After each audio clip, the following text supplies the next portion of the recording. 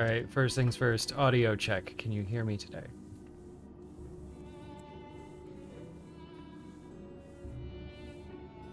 Woo!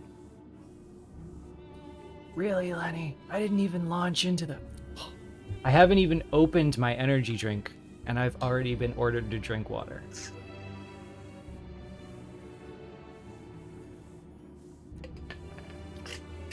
Ugh, mouth. Sorry. So I was just going over, like, stream settings and stuff with Jay. Because what happened yesterday was, despite my output settings being at 1080, it was at 720 and only 720. So we went through a bunch of the settings and tried to figure out what was going on. It looks like the bitrate might have been too low to actually accommodate its own settings. So we fixed that. So it looks like we might be in 1080p now.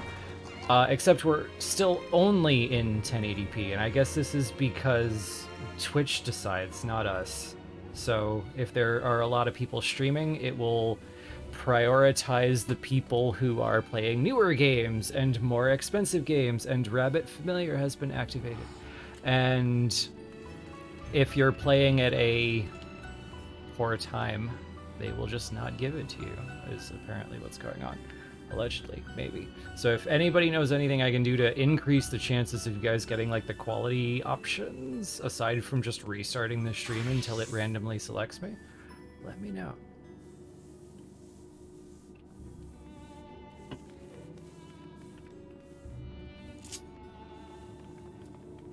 After yesterday, I am putting hydrate at a little cheaper, but you're not allowed to use it as often. Otherwise, I'm going to need a bathroom break every 45 minutes. So where are we today? What are we doing here today? We are doing Pandemonium today. Part 2. I barely remember Part 1. So the Charlayans found a crystal that had a voice in it, and it was talking about the dangers in Pandemonium, so we went back in time to Elpis, ran into Themis. Themis claims to know a Zem, and thank you, Lenny. And wasn't I going to talk about some translation stuff? Yes, I will touch in on that. So we met Themis, and I tried not to think too hard about Themis because I couldn't place the timeline, and that was bugging me a lot. Themis made it sound like the way the game set it up, it looked like it was definitely supposed to be we're doing Pandemonium after Elpis. But Themis' story doesn't totally make sense. Themis says that he's working for someone, he's working for an organization that's under a convocation member, and that Azem is also part of that organization. And that... I'm going to run through it in my head again, and it still doesn't totally make sense. So, if they're part of an organization that's working for a convocation member, it's weird that he's in a white robe. But if he is the Elidibus, and he's just temporarily stepped down to like his own advisorship position, then why does no one recognize him? That part bugged me. And that part might just get dismissed. The short story had Emmett Sulk say that like everybody gossips about the 14 incessantly, so you'd expect that if Themis goes anywhere, he's just, holy shit, it's the Elidibus, be cool. But everyone's like, who are you, kid? So that struck me as weird. I'm just decided not to think too hard about it, not try to place the timeline until later. But Azem is apparently our Azem, not Vana. And we have met Eric Thonius, who is Lahabrea's kid. And there were some theories floating around that Eric might become our Lahabrea eventually. And then Lahabrea was paired with Athena, and that was his mom, Eric Thonius' mom, which led a lot of people to believe that his name might end up being Hephaestus based on the Wikipedia entries. I was still gunning for Poseidon, just because I really loved the Hades Zeus Poseidon thing. But I will accept Erichthonius because there's like a weird connection between him and Poseidon in the lore. We'll see. So we still don't know who's going to end up La Habrea, if it's another La Habrea, the old La Habrea. My theory was that because Eric came running out and he was like overcome by the whispers and all these things that were inside overcame him, and he had to let those like emotions drive him for a bit. And then we saw Hesperos doing pretty much the same, letting out his envy and his jealousy. That what we were going to find was that this was all, La Habrea was also wrapped up in whatever the whispers are, and that these were his desires to resurrect Athena and express his grief somehow. And I think that's all the backstory I remember about where we are right now. So yeah, Panslation. I did one of them myself because I was interested last night. But do you remember if there were any specific Panslations that you wanted in this stream or wanted me to do right now before I talked about that one? Or while I talk about that one? Which is actually really far up this list. Wow. We talked a lot after that.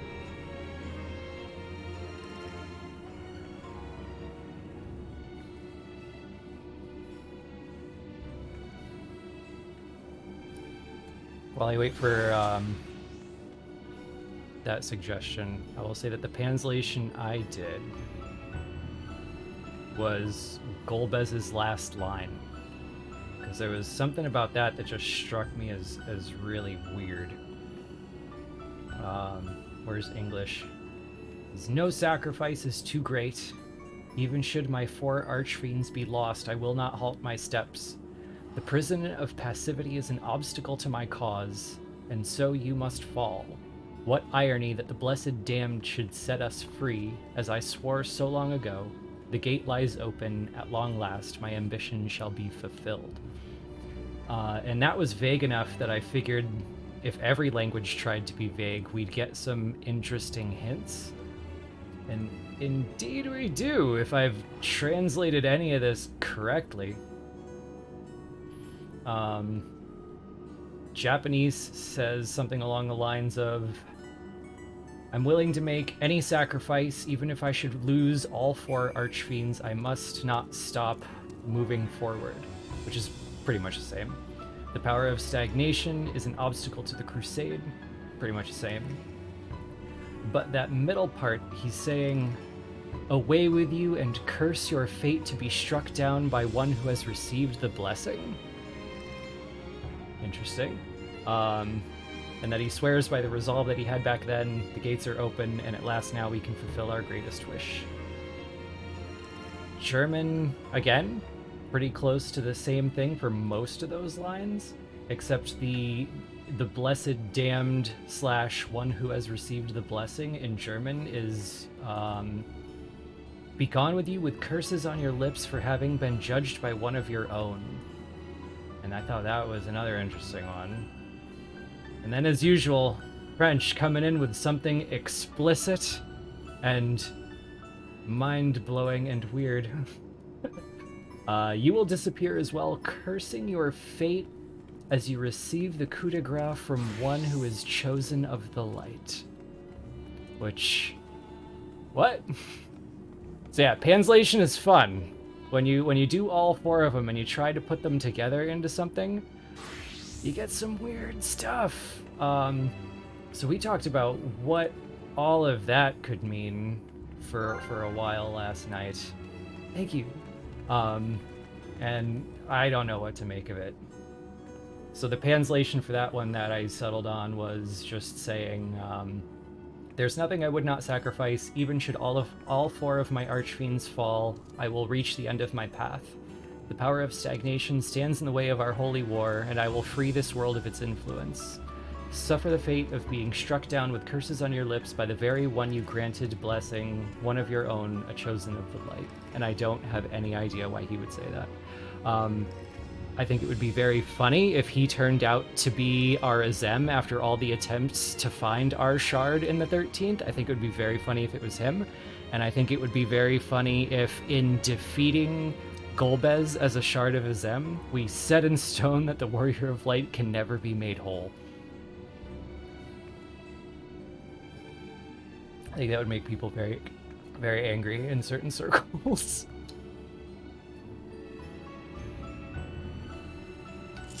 So, if there are any other translations that get redeemed or got redeemed, or people want me to check in on, I'll get all four languages.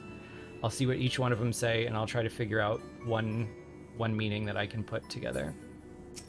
But let's start this and see where we're at. Let me know if there's any issues with the stream. Let me know if there's any issues with the audio or video quality, because we are still kind of polishing that. The green screen may get fuzzy because lighting solutions are still a thing I'm working on too. So, off we go.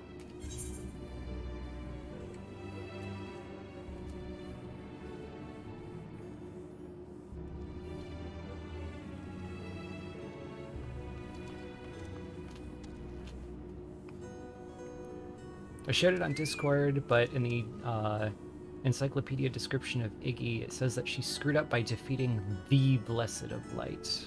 Oh, so this could be like reverse Eden all the way, for all we know.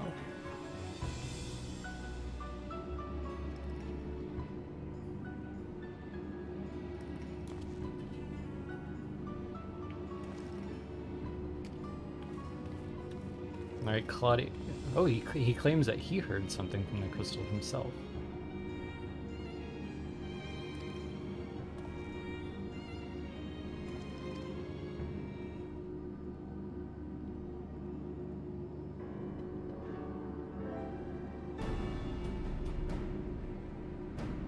It looks like he's going to give us a summary. Let's see if it's any different than my rambling there.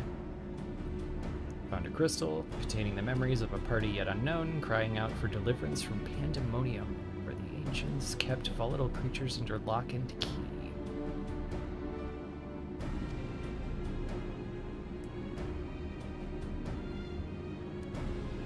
We've restored order to Asfidelos, but the greater threat remains.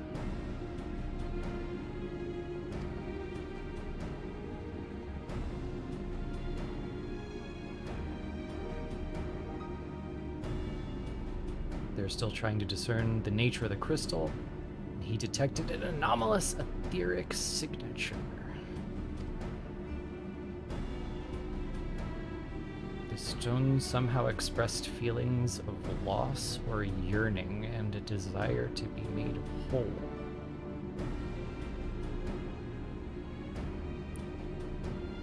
Athena, did you set this up? Okay. Oh, or maybe it's that the crystal... is this just like a fancy way of the crystal calling out because it has multiple pieces? He says there's another one.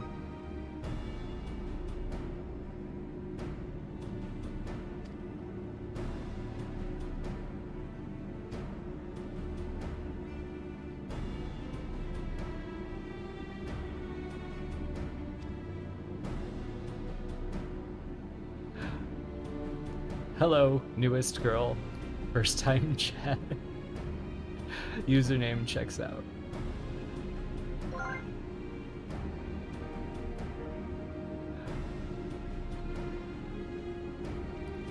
Time travel from the Crystal Tower is not fluid. That is to say, one can but travel in predetermined intervals. Plot convenient as usual.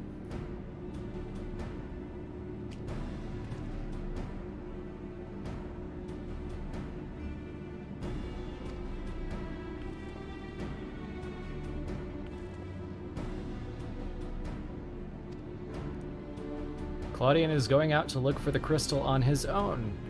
Always a wise decision when they're trying to evolve the threat. Sorry, dude. You're about to have a bad day.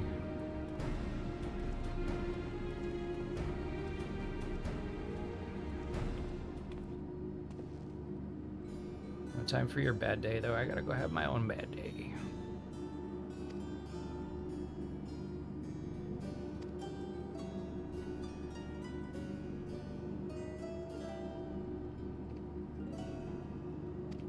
So last time only I heard the crystal, and this time only he heard the crystal, as if it...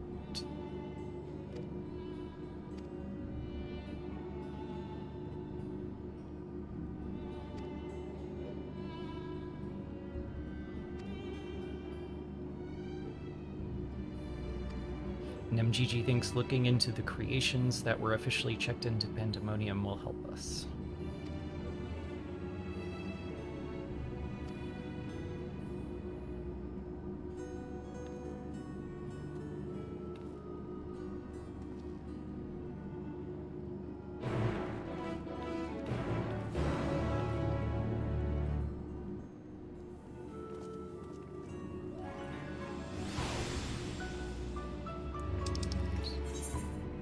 Off we go. Just teleport right there.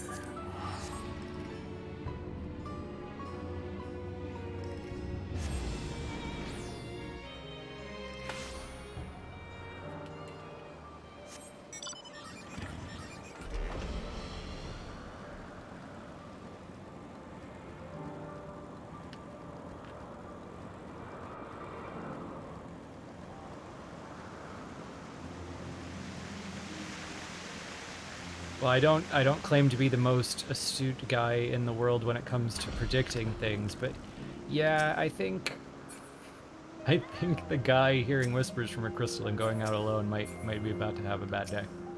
Yep. Hey, Themis. Wait, what? What did you just say? I did not expect to meet you here of all places. Surprising the Elidibus. Tables have turned.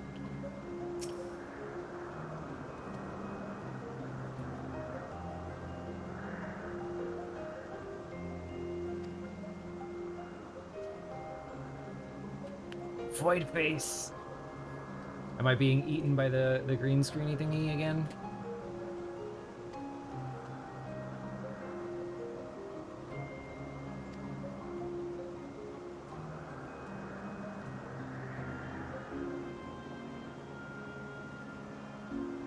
Hey, Evil. When I sit back, it gets better? Yeah, I am deeply melanin challenged.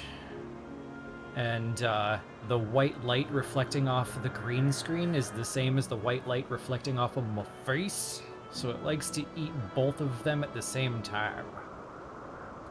And I need to keep playing with the lighting solutions. Though I think we can almost afford now to buy different lights entirely. Like right now I'm doing a ring light approach, but I think we may be able to do the get like the square ones, one on each side of the table, and that might go a little better.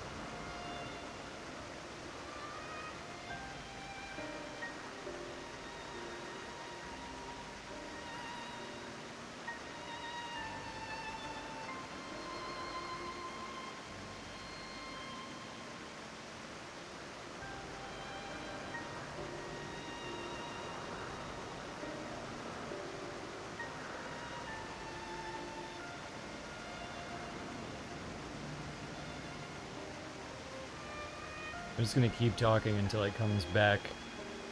I'm changing one thing at a time here. We're back? Hey, cool. What was interesting about that was that there are two places that you can see the audio levels, and one of them is showing them and one of them is not, and one of them was muted and one of them was not, and usually they're synced. I have no idea how something like that even happens, but thank you for the warning.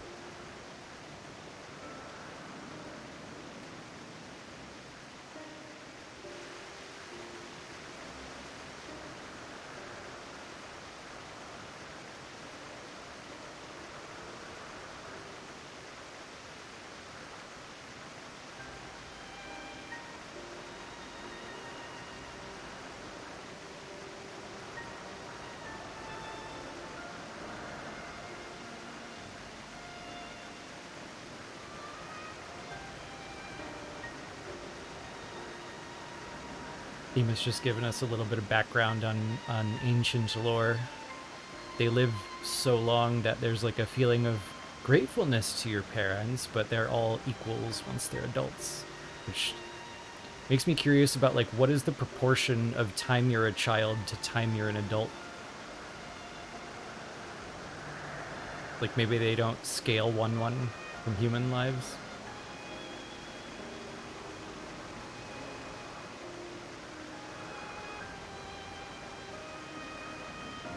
And based on the knowledge that like Pandemonium was bringing in creations that were like so flawed they wouldn't have even made it to Elpis, he's wondering why they would have put Pandemonium directly under Elpis, which seemed logical until they learned that.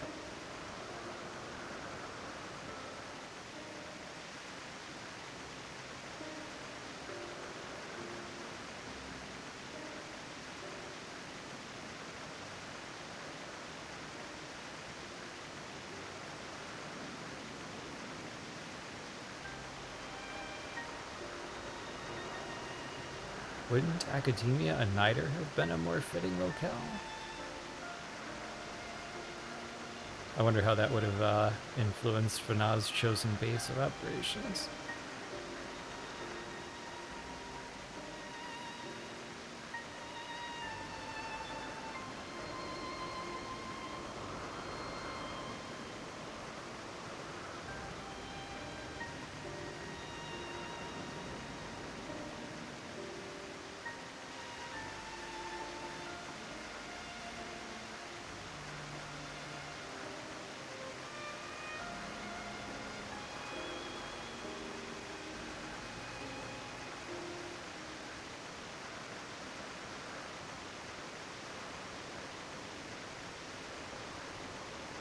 So La Habrea made some of the changes, and Pandemonium is not really easy to relocate, is the answer.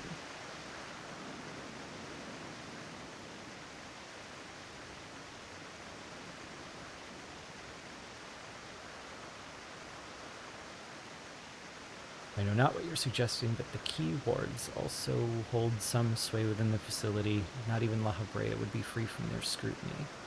Yeah, but if they're all listening to the same whispers... I keep almost saying whiskers.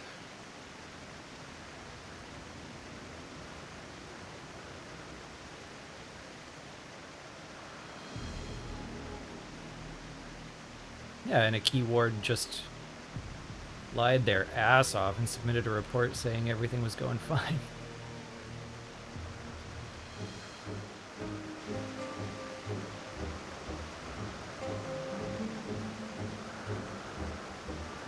Everything's fine here. Situation normal. Snake coming out of their arm.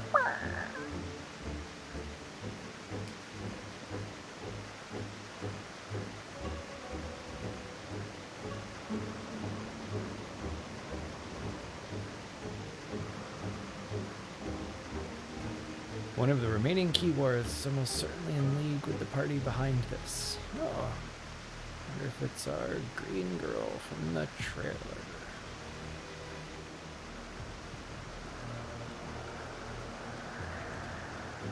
Now, if we were going to follow pattern, we'd say that we'd get 2 to 4 key wards and end with whoever's behind this, with it, whether it be or not be La Habrea. And therefore, I would guess that Green Girl is our last fight, and we will move on to the bad guy, whoever it may or may not be in the last section. But they don't follow pattern a lot since Eden. Even since before Eden, really.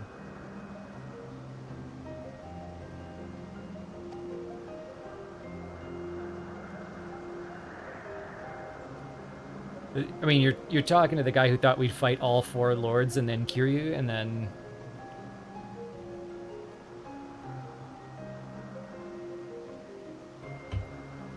Maybe that's just because I'm an 11 player.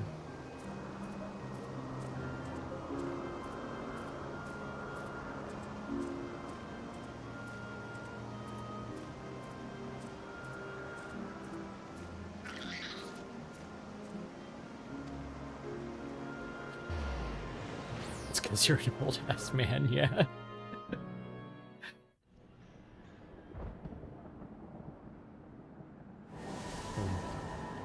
What was it, W-pans? They required suffering.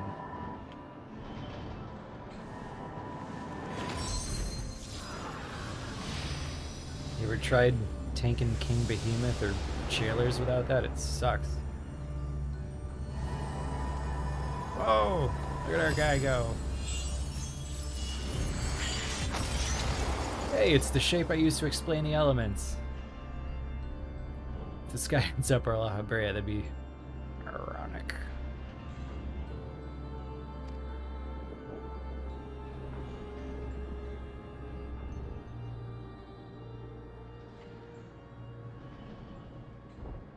Having trouble maintaining the spell.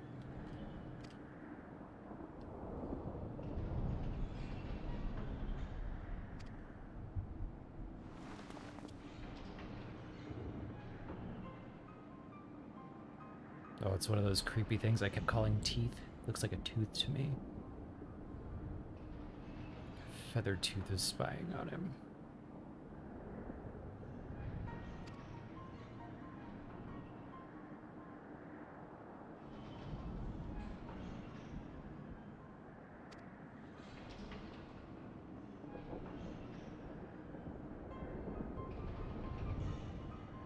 Oh, hello, Lemon. Yes, I agree. Whoever made the tooth creature is, yeah, cursed.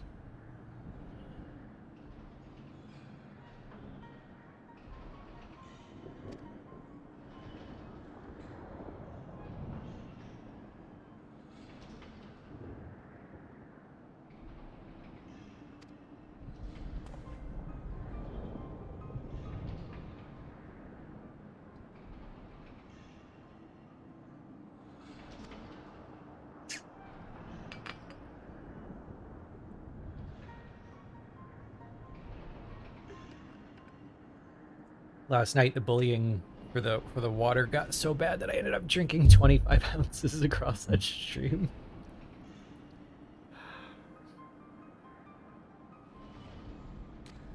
That's why I had to increase the timing a bit, or just be BRB every 10 minutes.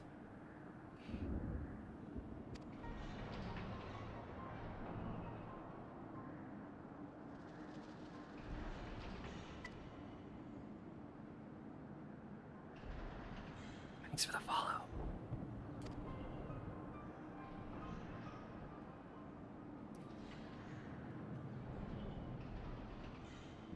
Uh-oh. The tooth knows things only La Habrea should know. And he's calling him out.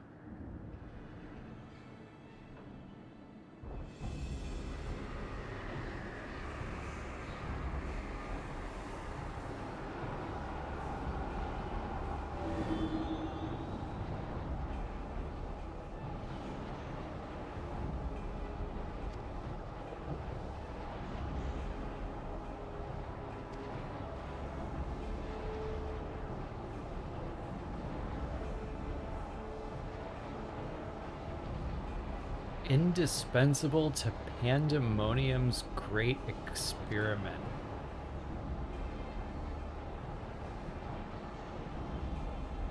Did I ever once measure up to your expectations?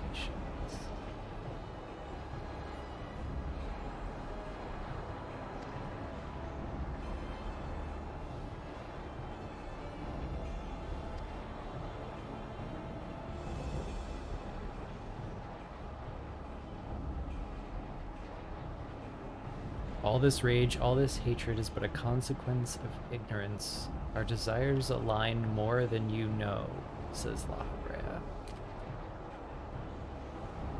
Yeah, we both want to see Mom again.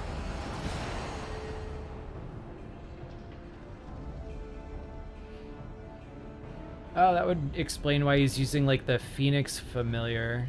That would be thematically consistent. Resurrection themes.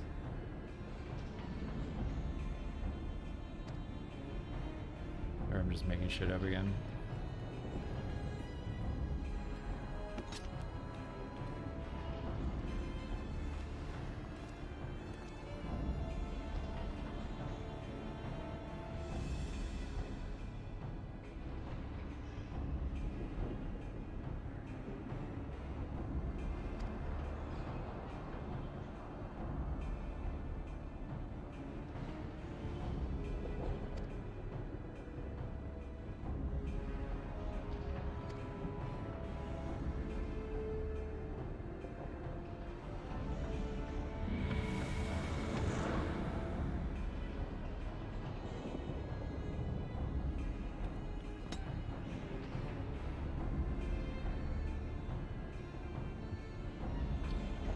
Okay, then.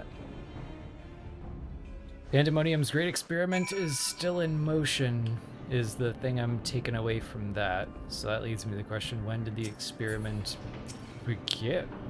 And what is the experiment? I mean, the obvious thing is Hesperos was talking about the merging of people and creations. That was the big one. And then I remember us doing all sorts of crazy theorizing, like baseless theorizing, based on just the name of the place as meaning all demons, and that this could somehow wind up in like prototype zodiacs and prototype tempering,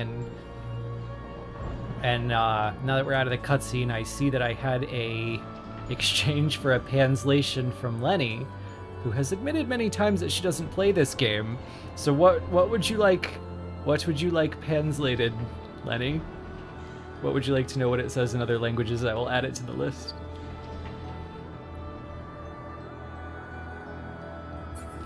Who is La Habrea? Is that a question, or is that what you want translated?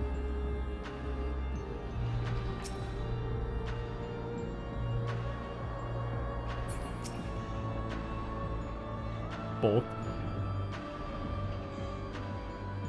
Who is La Habrea is a very complicated question.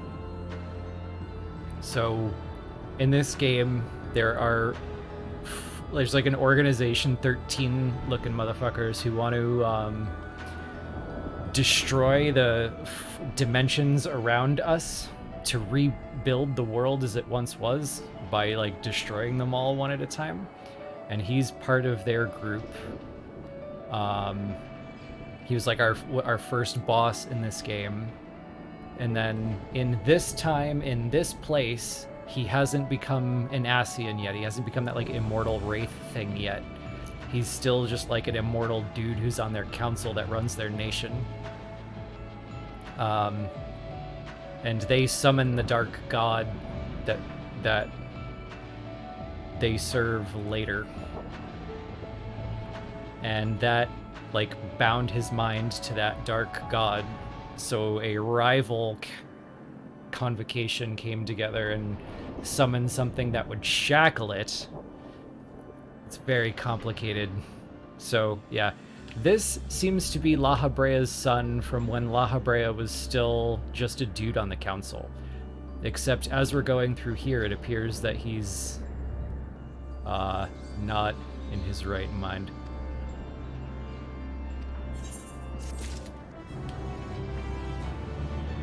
But yes, throw the thing you want translated at me, and I will get it. And I saw one. I saw a suggestion from Jay too. I think go by. Let me check that. Other language versions of the Pandemonium experiment line. Yeah, if we don't get any further information on that by the end, I'll do that line too. Yeah, do Jay's. Yeah, I'll do Jay's.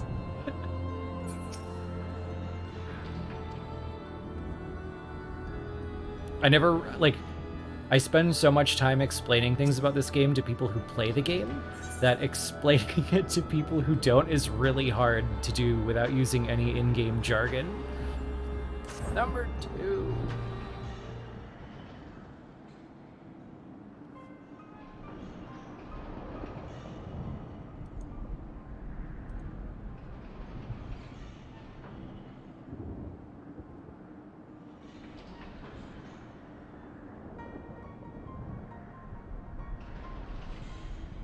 See, this is a place that feels much more natural to hear the old 1.0 mystery ASEAN plot music.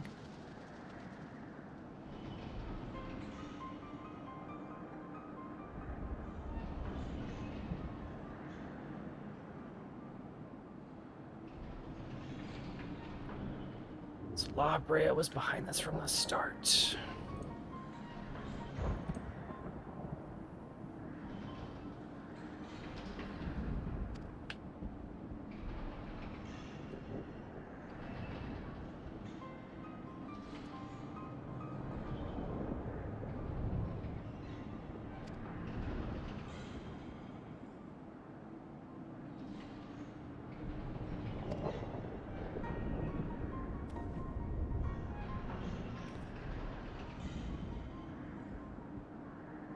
So Themis doesn't want to believe it. He thinks the La Habrea he knows would never do this.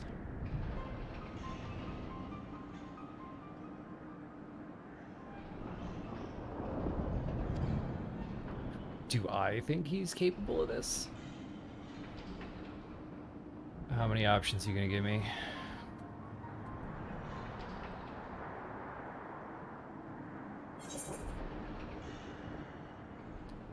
He's capable of far more than you know, or it is too early to say for certain.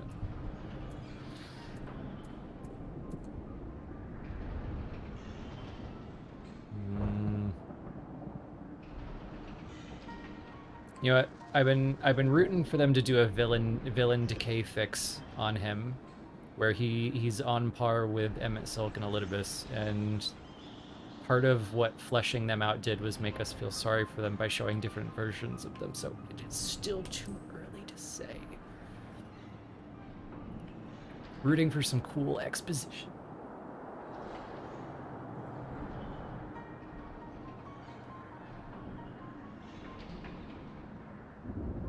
I see you do not deny outright the possibility that La Habrea is a man without scruples. Oh, under the right conditions? Yeah, a little bit. Should come meet my friend Dankred.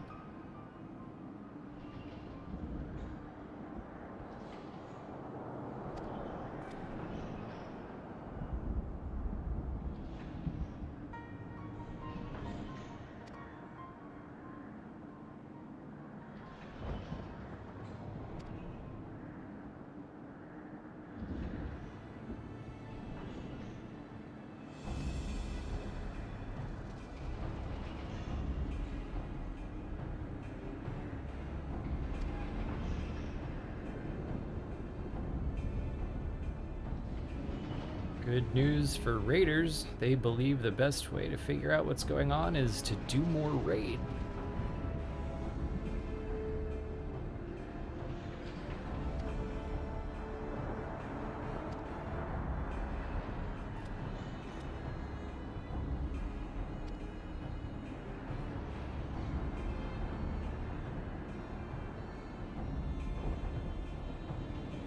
The idea that Eric might become our La Habrea at the end of this is such a brainworm, because even if I don't find it entirely convincing, there's so much about it that's just alluring.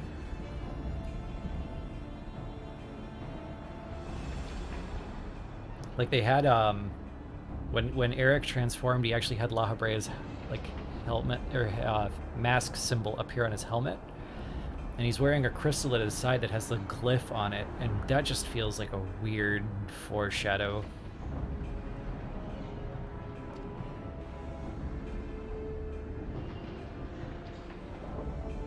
Even though what we're seeing here is just as good of a backstory for the La Habrea we knew.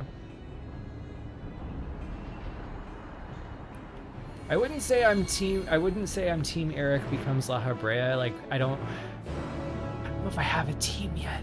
I'm team I can make equal sense of both of these approaches, and it stresses me out.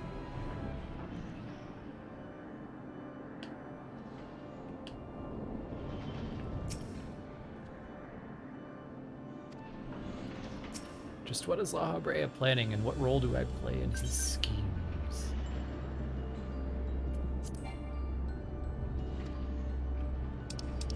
I have a protein effect.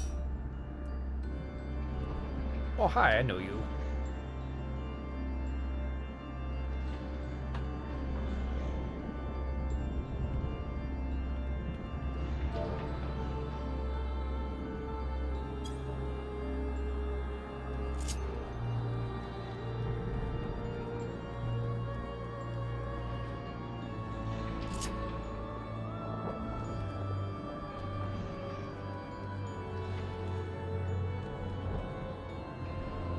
Now I am blind on these, so we'll see.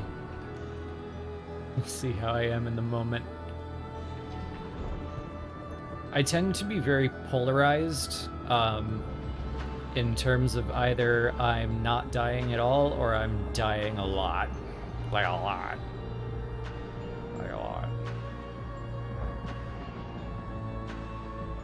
I think that's just like a general tendency of how my mind works. Either I'm paying attention to the right details and I pick it up quickly, or I'm paying attention to the wrong details and I will not notice the thing I'm supposed to for much, much longer than usual.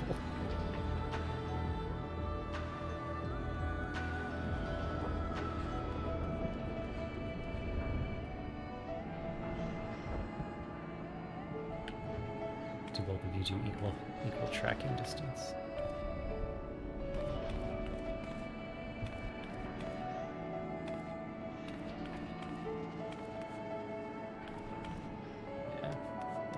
It at the same place. Any weird behavior.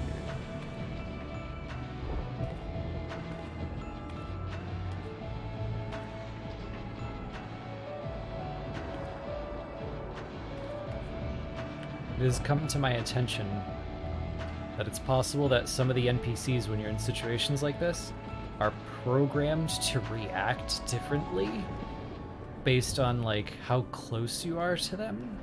So like they'll track you differently or to different distances, or they'll act differently if you get all up in their grill. I never knew this.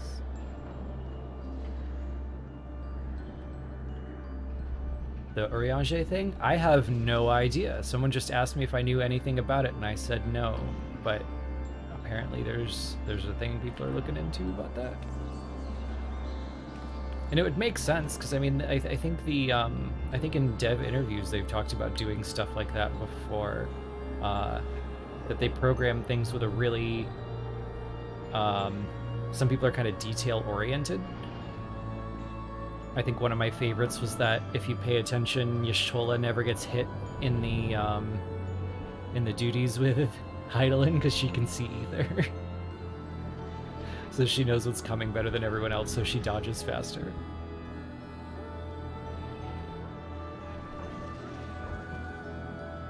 But yeah, I look forward to now being neurotic every time I meet NPCs about their tracking distance and eye behavior and what they do, just to see if I ever stumble across one of these differences.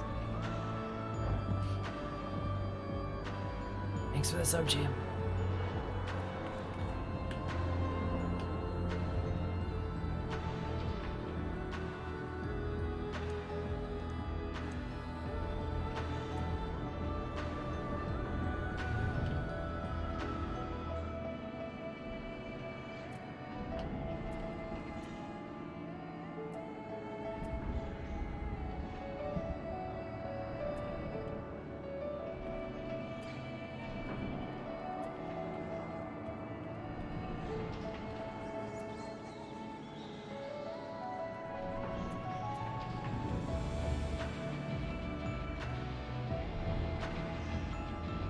Barbarici looks like a half Elizin, which means her mother was probably a healer. If we saw her dad, and her dad is Elizin, which he looked to be when she was going all Lizzie Borden on him, then yeah, probably.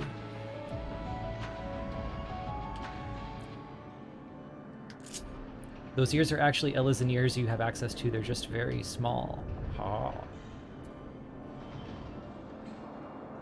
Yeah, I was watching people debate over whether they were minimal Elizin ears all the way cropped in, and it looked like there was like a little bit of a to me when we were watching it, it looked like it was just pulled in so far that like it came to a weird modeling angle rather than an actual point.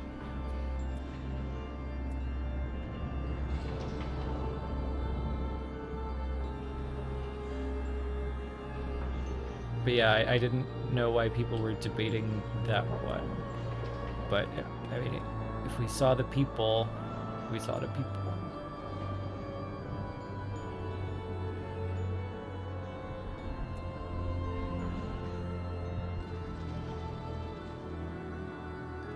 Yeah, I'd have to go back and look at it again.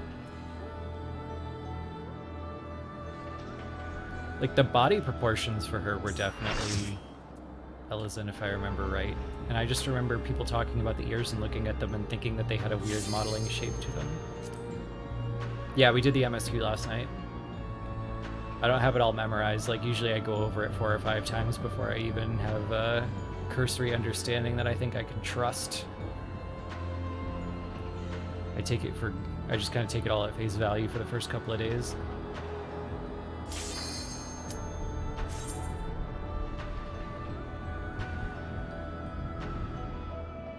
Alright, fight number 1. Here goes nothing.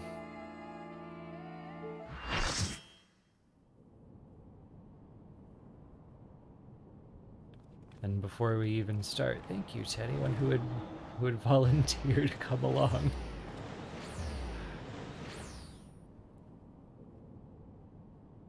Nice.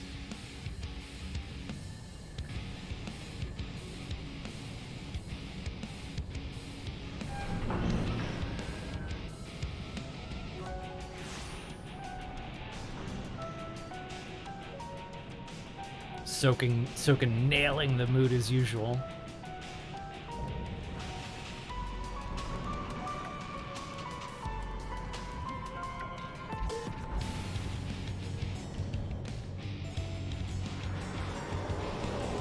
Why?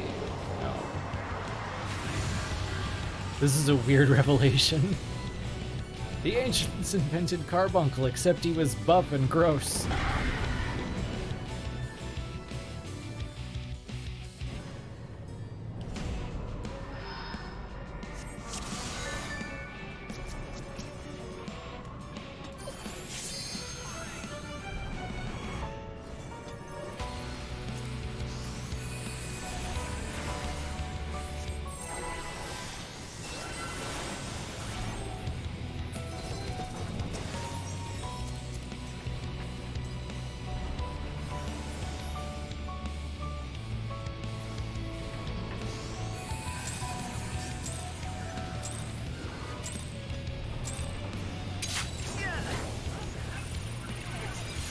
Cyan's in the island glam. He is in the island glam. I've been watching him aggressively spread sheep.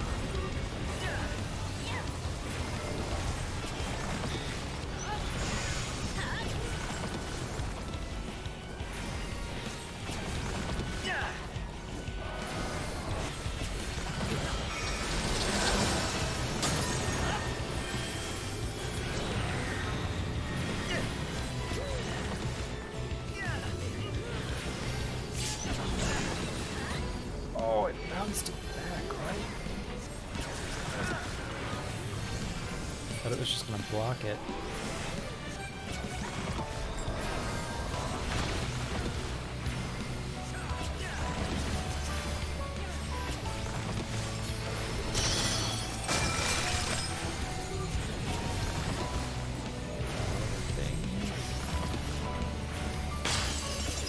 Don't stand near the elevator.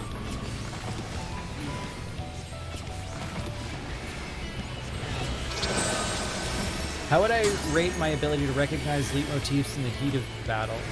I would rate it a 0 because I don't trust my ability to recognize leitmotifs out of battle. I think I'm actually pretty bad at music trivia, especially when it comes to inter-game themes. Why? What are there leitmotifs here?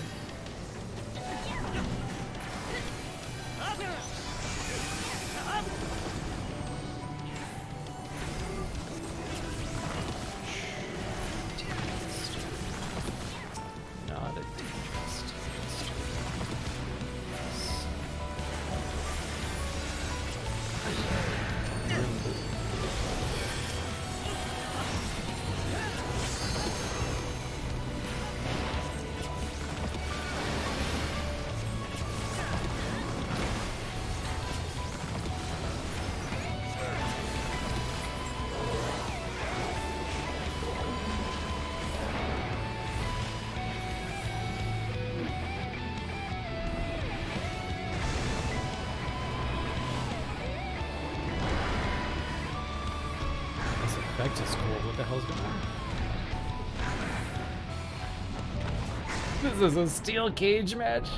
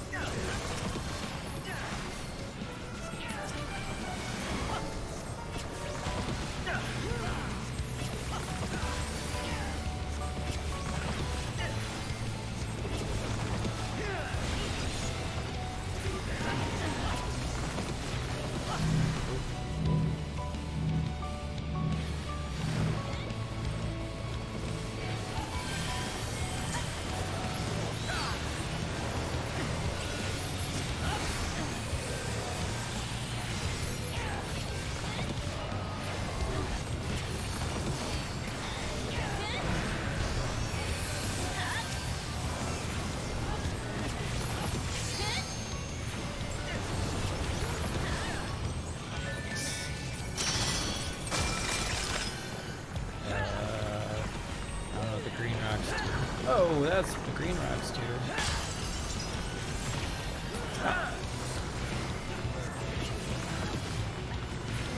That's not so bad.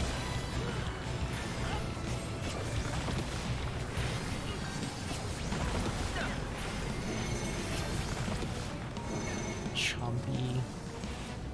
Yellowy. Oh god. Oh god, what's it doing? Oh god.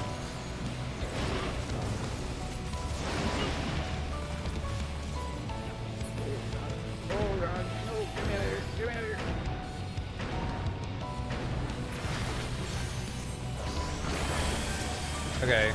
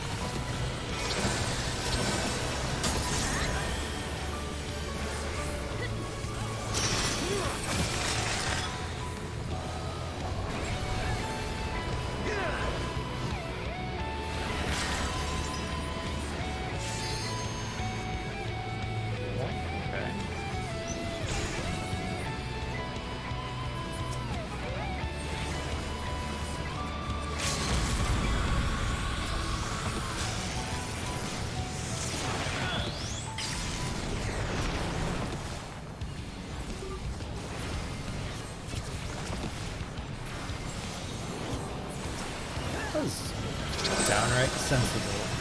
Too bad. But the Savage version sucks.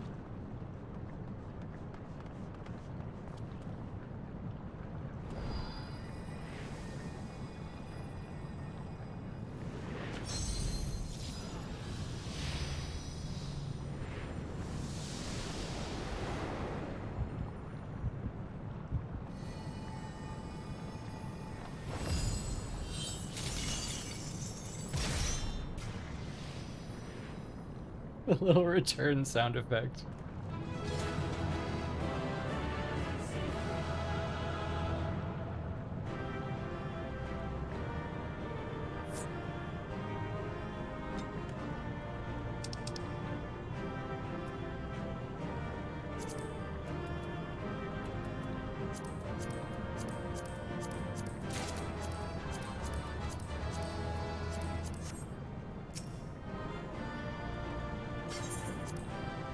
Everybody already has their... Oh my god.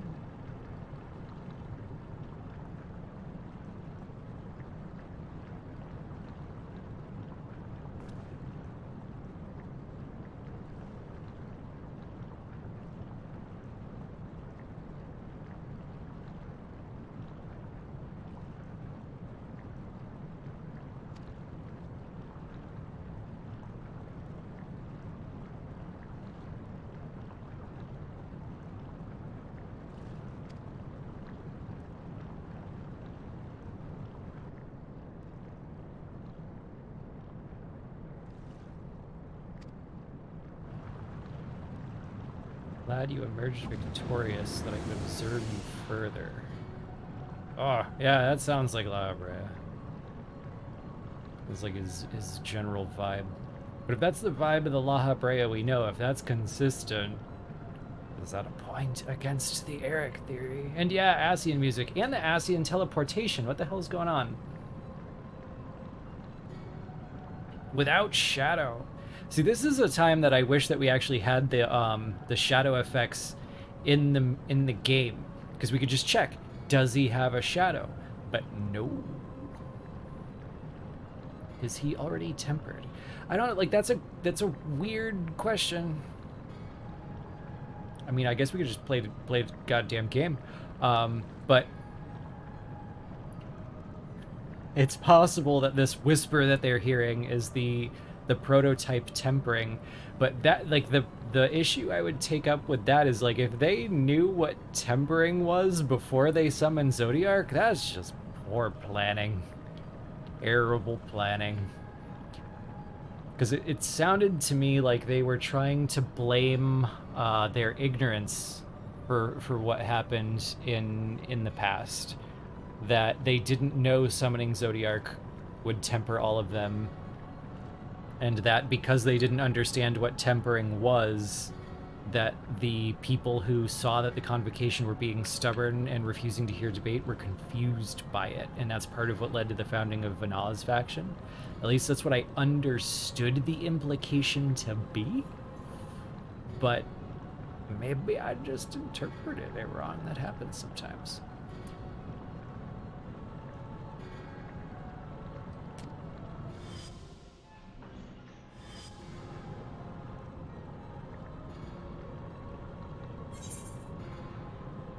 Oh, a hydrate came through. La Brea shows up, I have to drink water. Are you trying to make fun of me? La Brea makes me thirsty.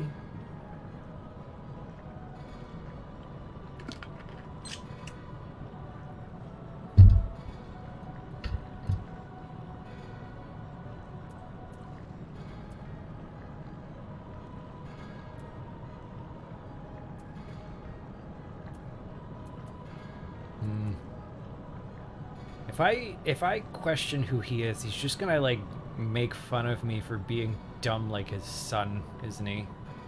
And he's not an Ascian yet, even though we're getting the music. That feels like bait. And then La Habrea. So I could be right or wrong. But wrong seems funny.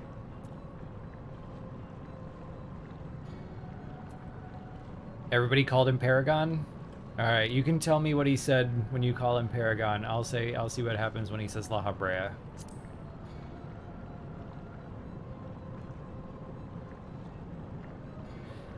Passively perceptive.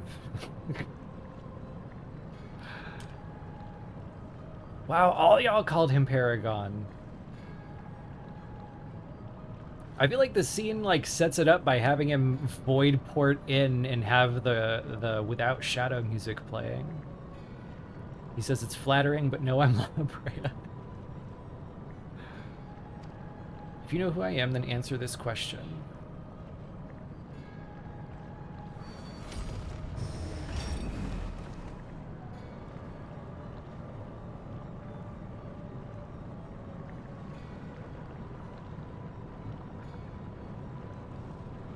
The trap I wove at your feet reacts to ether, but you remain unaffected.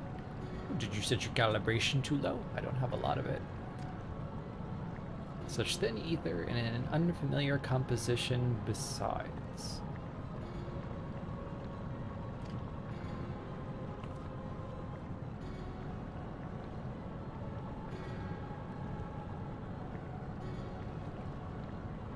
Strike me down, and he shall never again meet Athena. Oh, there may be something to the whisper theory.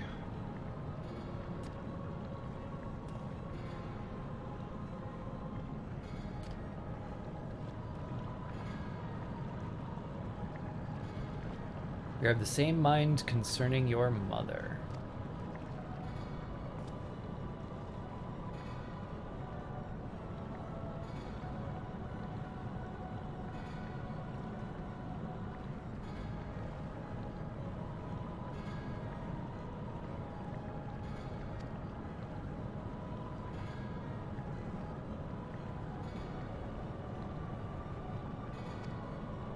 Emus has a question, and it is, why speak such blatant lies?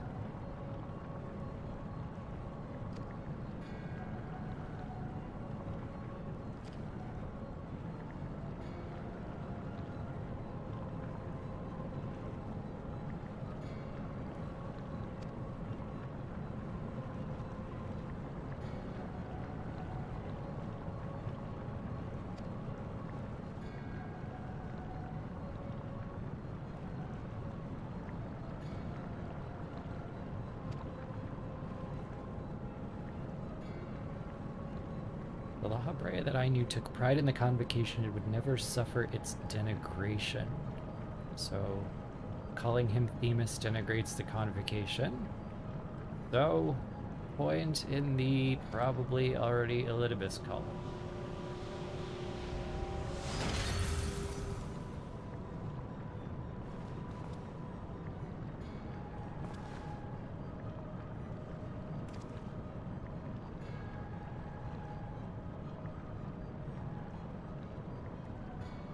Oh no.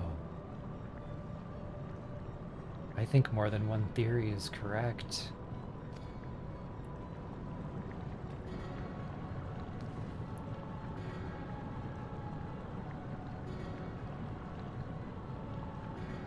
I love when more than one theory is correct at the same time. That makes it the most fun. Passing appearance and manner, the real La Habrea would never call me Themis.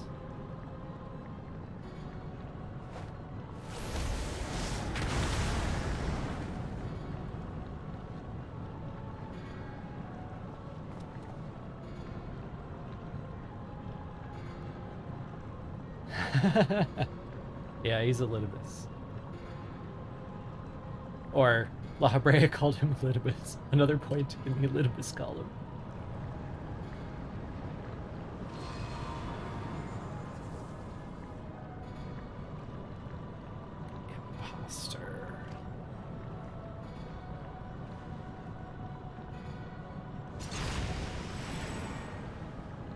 Whoa, what? Cool.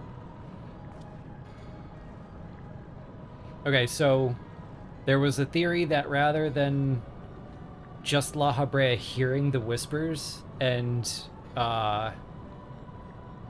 going kind of to the place of denied grief that he had, that there was actually somehow a second La Habrea, which was, if you look at the original like art that they released for this, only half of his sigil is there, and if you look at the patch art for this patch, there's like a higher and a lower version. And I could have seen that as like there being multiple La Habreas. I could see it as it being multiple personalities. I could see it as it being just he has a repressed side. So it's not the real La Habrea who is acting in accordance with his desire to see Athena again.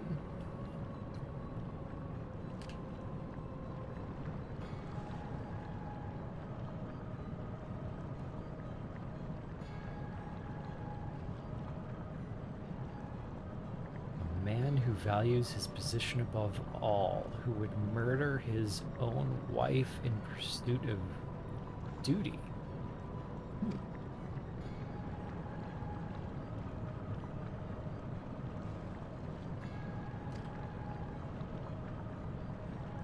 So a part of him who killed his wife, and a part of him who hates that he killed his wife. Holy shit. La Habrea is so 2000s edgy, he's the plot of Silent Hill 2.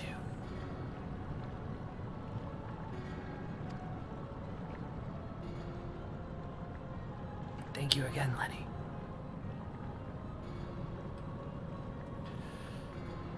Oh, and he's Hephaestus. Rest in peace, Poseidon dreams. Unless Erichthonius takes his place, and then we've got our connection to Poseidon, and I'm happy again. But yes, it turns out that we could indeed, for once, use Greek to predict Greek. Athena and Erichthonius could be used to deduce Hephaestus. I will eat my mortar board on that one. Rest in peace, Poseidon dreams. And that also means Themis is probably really Elidibus's name, I guess. Because much like there's a connection to, but it's not Poseidon, Themis has a connection to, but is not Zeus. I was hoping because of that, like, the trilogy between Hades, Poseidon, and Zeus, that they'd lean into it a little bit with the three originals, but looks like they're not going that explicit with it.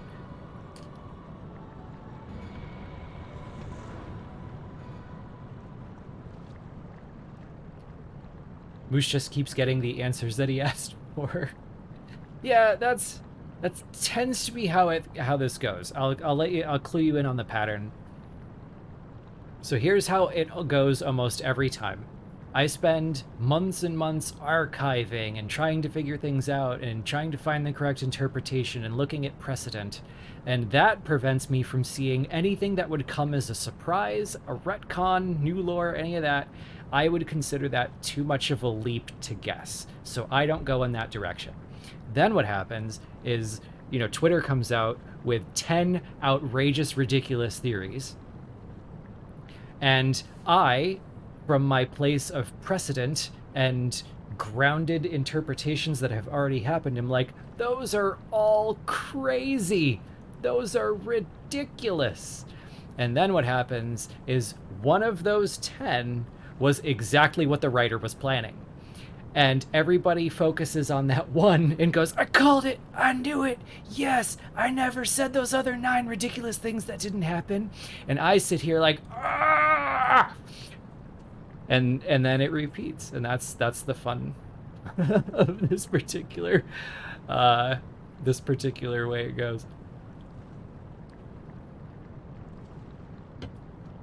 Yep. What happens is I tend to say, this theory is crazy because this would need to change. And then in the middle of the cutscene, they go, hey, guess what? This changed. So they address exactly what I thought needed addressing, and then do the thing I thought wouldn't happen. Which is, I mean, from the point of being in my head, that's awesome. Because it means that I get, like, subverted expectations, and I get surprised, and I get to be salty at other people knowing things. So it's like, I get I get a unique experience out of it that I think is really, really fun. So I actually kind of like being wrong. Most times. There's like 5 or 6 topics that I'd actually be salty to be wrong about. Alright, on with the story. What in the name of creation?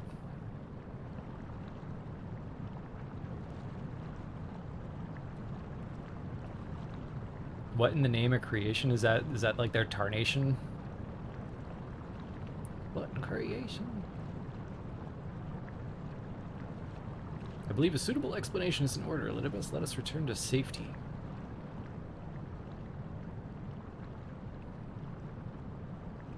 That sounds like the La Habrea, I know. Oh, good, we found him.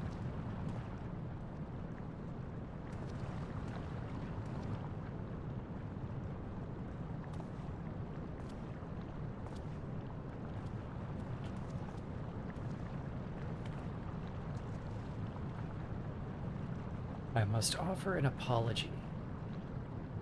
I am Elidibus, one of the congregation. Yeah, there we go. Okay. So that's the answer to my timeline.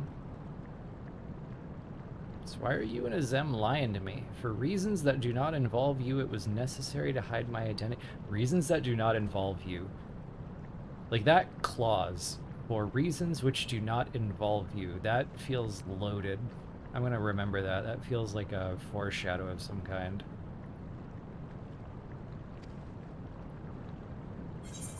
Nice of you to apologize for your deception, though. Whatever your name is, you're still Themis? No. I know a thing or two about deception myself. I had a feeling.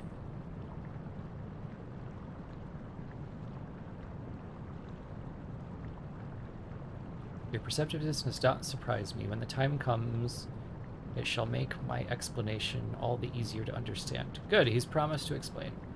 Holding you to that, bro.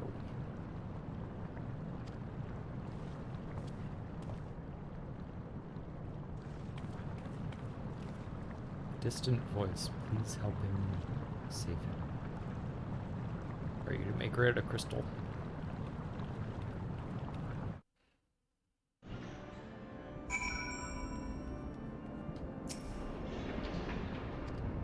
Yeah, me either, dude.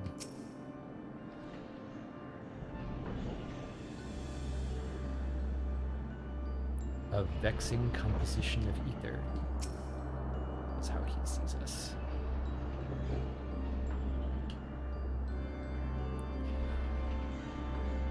As you are aware of by now, I am known as Elidibus. After my dear friend Azem and I detected irregularities in Pandemonium, we decided the best course of action would be to hide my station as I conducted my investigation.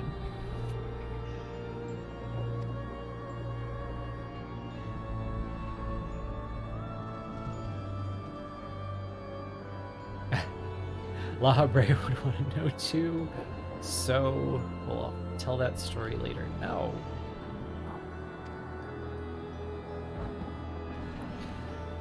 Although neither Azem nor I had ever met you in the flesh, came with his highest recommendations. That alone was enough for me to accept you as an ally without question. That somewhere in the world is a guiding star so similar to himself was amused Azem to no end. Not a shade of doubt in his heart that you'd be a formidable ally.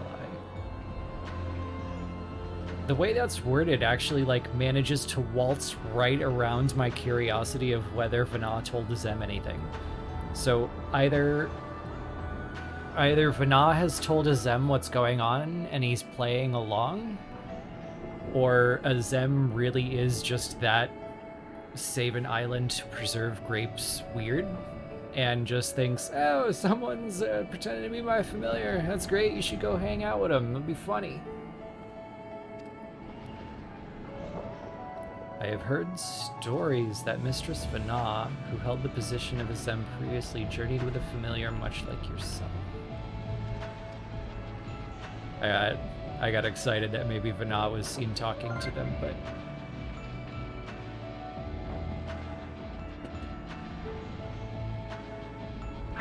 pronounce the name. I need to lean in. Is that E-cha-cha or Lee-cha-cha? But thank you.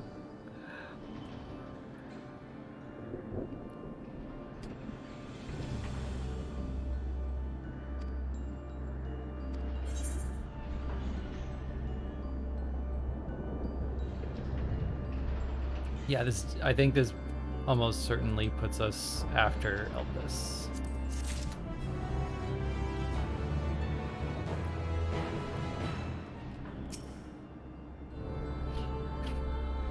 Gotta get my reading glasses. See, I headcanon that Moose has bad eyes. My eyes in general are okay, but I bought these massive monitors thinking I would future-proof myself by being in 4K, and it's made everything different sized in unpredictable ways. So yeah, sometimes I gotta lean in, and then something bright happens, and it just eats my face. Like every time something bright happens in the game, I turn into Louisoix.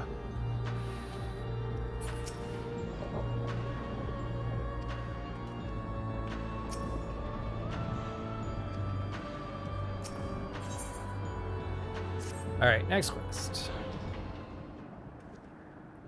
It was an L.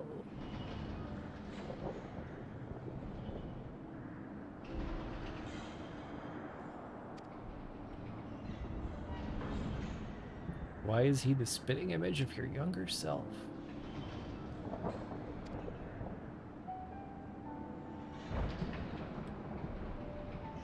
I suppose you deserve at least a cursory explanation. Yeah, thanks, bro.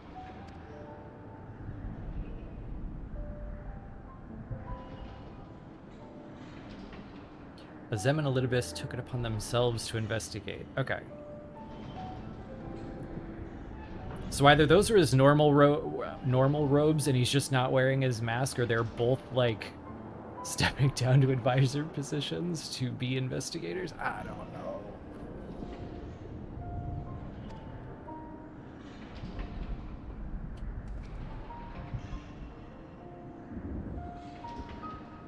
Imagine my surprise when instead of a formal report from you and yours, I received a communication from one of the keywords stating that research and operations were proceeding as usual.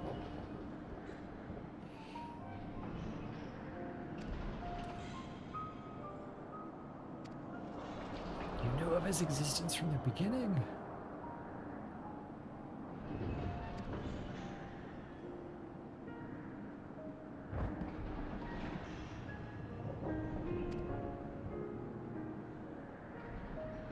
Hephaestus is his real name, which has been stolen by his other self. He knows all I know, my equal in every way. Yet within his heart is naught but greed, envy, and desire. All the emotions that we are loath to acknowledge within our... Bro, did you, like, load the wrong La Habrea? Into the future La Habrea.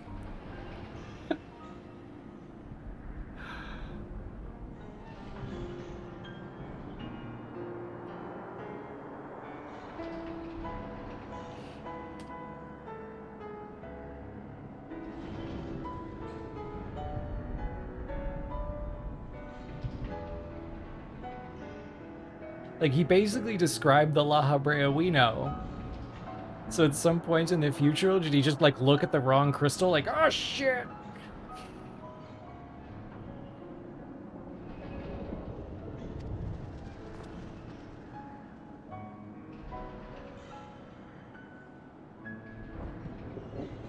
Dude, for how many times La Habrea experimented with things that didn't need experimenting with and made a surefire plan go sideways, the idea that, like, La Habrea could start forgetting things and realize he needs to look at his crystal and look at the Hephaestus one instead.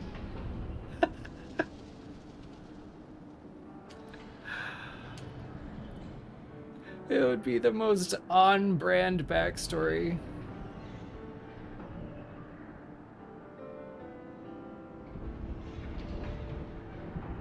Oh my god, imagine if it was all of the above. Imagine if Eric takes over La Habrea's place, and the real Hephaestus dies, and Eric continues on, and he has a moment of like insecurity and doubt, and his memories start fading, and he's like, I need to be my dad. And he looks at the wrong crystal. I don't know, either of these are funny.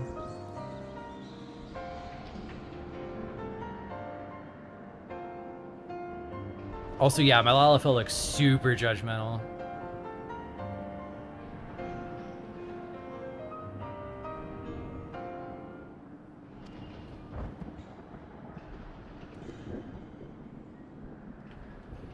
Now that he's awakened, he must be put to rest. Okay.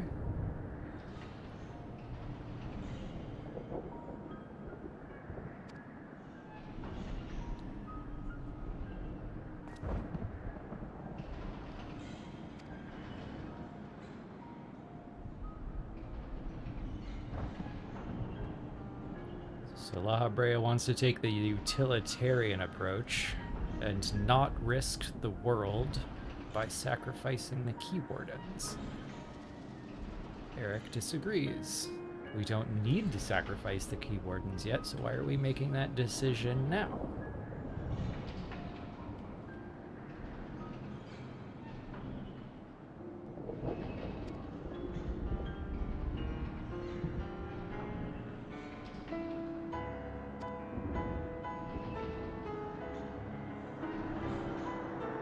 Precisely why I chose to intervene, the only way I could determine the best solution. Oh, good. You'll decide for them.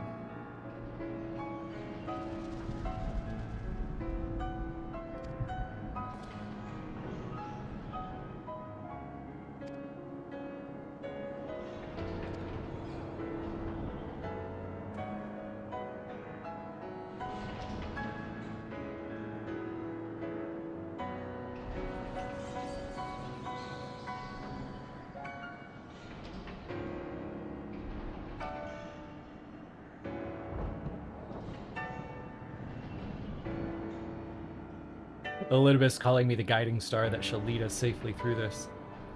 Whew.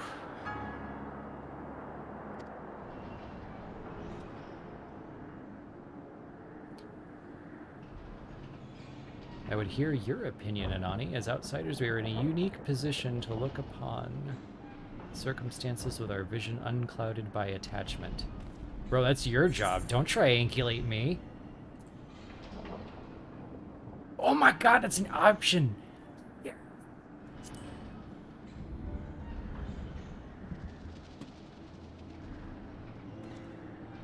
Elidibus the emissary may speak on our behalf.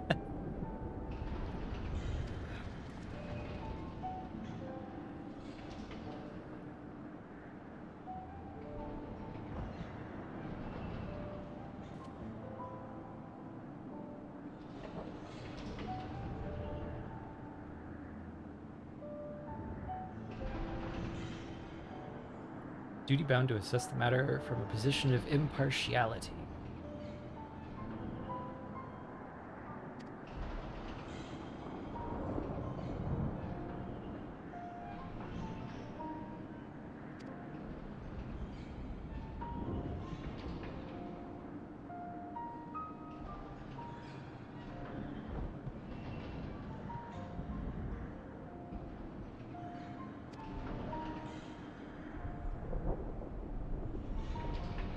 At present, there are merits both in destroying Pandemonium outright and taking time to rescue the researchers. Yet neither has become an impossible task, therefore I judge that the most measured choice would be to continue upon our present course. Good news, raiders!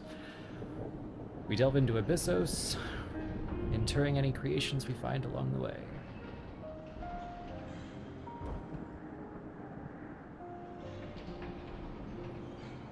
My favorite part about the confirmation that this is Elidibus as we know him, the Elidibus, is based on the short story, which in one patch basically turned the Asians into a high school alternate universe version of themselves.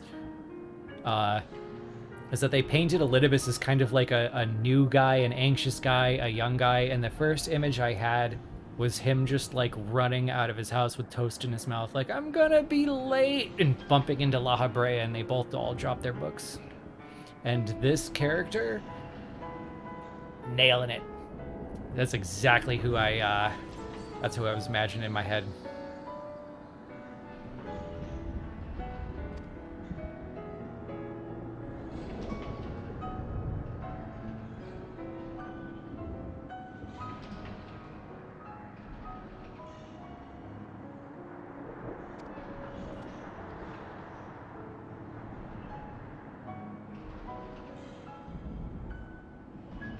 Yeah, it's a very old anime trope, but I associate it with Sailor Moon too.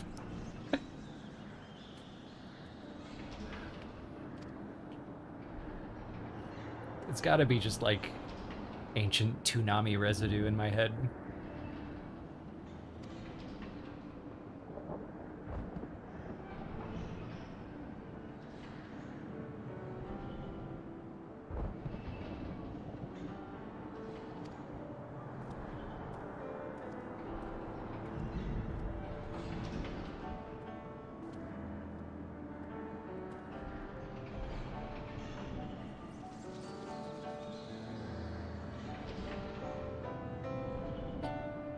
I don't think Sailor Moon was ever on Toonami, was it? I don't know if it was on Toonami, but it was on right before Gundam Wing in like 2001.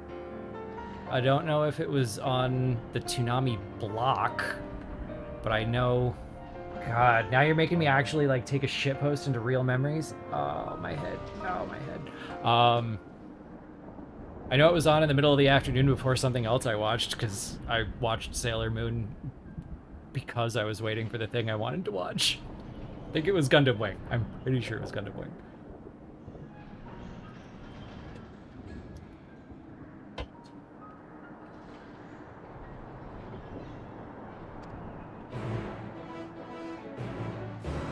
But it was on Toonami at one point? Okay. Speak with Eric Thonius. Just admit that you like Sailor Moon, Moose. It's okay. Hey, if I liked Sailor Moon, I would have remembered more of the lore, and then I would have been better informed about Shinto basics, and then I wouldn't have had to learn about it from Fatal Frame, and then I would have learned about Gridania sooner. And another hydrate. I'm gonna need a break before the next fight. Yes, I should have embraced Sailor Moon earlier. I should like go back for it now. I should repent for my shame about being a 13-year-old boy watching Sailor Moon by being a late 20s to early 30s man watching Sailor Moon.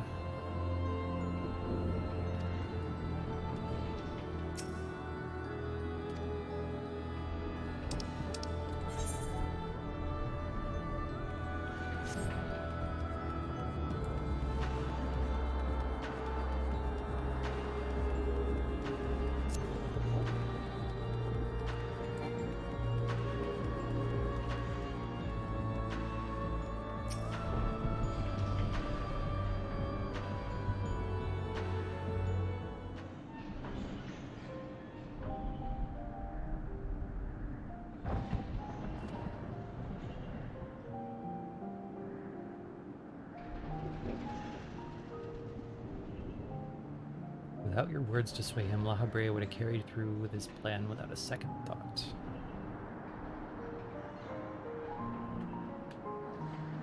Which line? And I'm gonna start copying these down because we got two on. Got a place I can store these until later.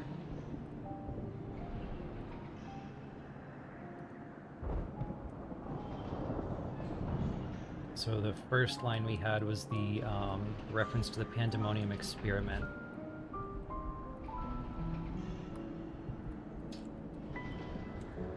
And then this translation request is honor the pact. Okay, I can get that one. Are you in the Discord server? Would I be able to like post it in the room for what we're working on now?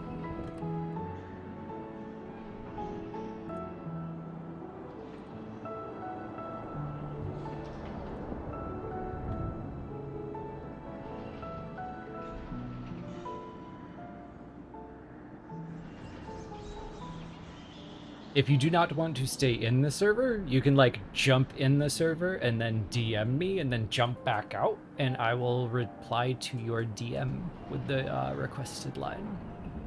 And I'll post it for the rest of the server just for fun. What the hell is this thing we're looking at here? Oh, isn't that the thing we fought earlier?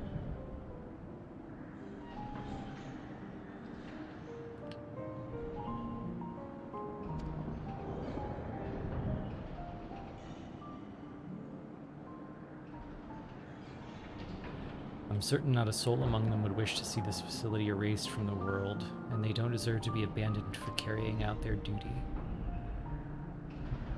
Fitting opinion. Worst comes to worst, we gotta do it, but fitting opinion. Hephaestus has secrets left untold. Agreed.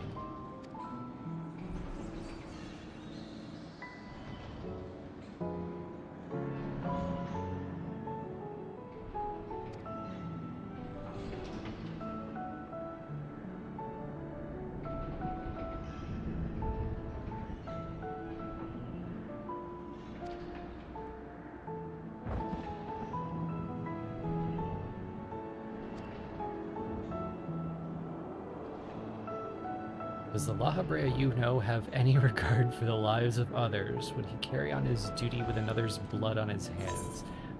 Well, you specifically asked about the La Habrea I know, so yeah, I'm going to tell you the truth. Does a man work from the shadows? Let's use my app. Yeah! Ask Sancred. I'll tell you all about it.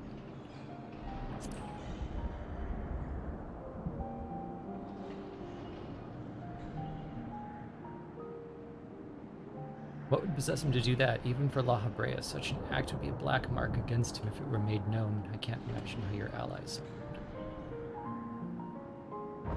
Yeah, he had a pretty bad year.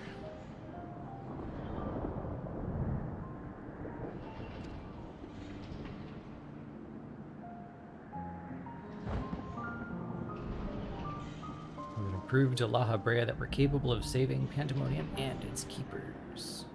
Regain control of Abyssos. Good news, Raiders.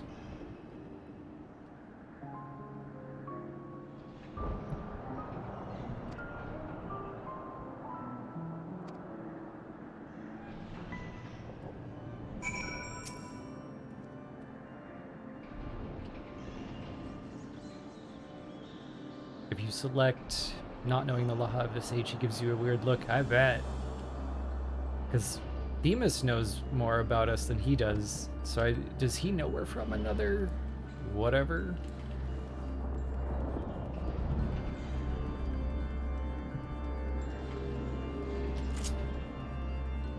Yeah, chances are if you do the quest that pops up in town, you'll get a little more information, but I'll get you the line anyway, just because I love that process.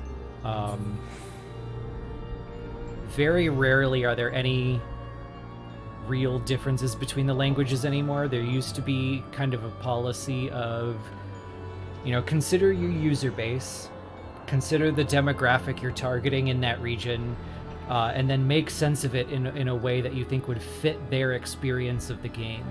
And in some ways that led to some dramatic differences between the game clients from like 2.0 to 3.0. I would say 2.5 was the last time I saw a really, really bad one. Since the mid-Heavensward to now, they've been pretty close. But what happens is whenever there's a vague description, the most effective way to be intriguing and mysterious and vague is different in every language. So when you read all four of them, you sometimes get different hints, different tones, and it can help you narrow down the possibilities. It can help you rule out some of the things. Like if it was this thing, they wouldn't have said this in that language. And when you put all four of them together, sometimes the lines are just very interesting. And sometimes like heartbreaking in different ways. Elidibus's death scene is incredible in every language for different reasons. The rains have ceased and we've been blessed with another beautiful day, but you're not here to see it. I would not trade that line for anything. But there's a version where he says, "How could I have been the last to go, to remain here while you went on alone?" And I was just like, weeping.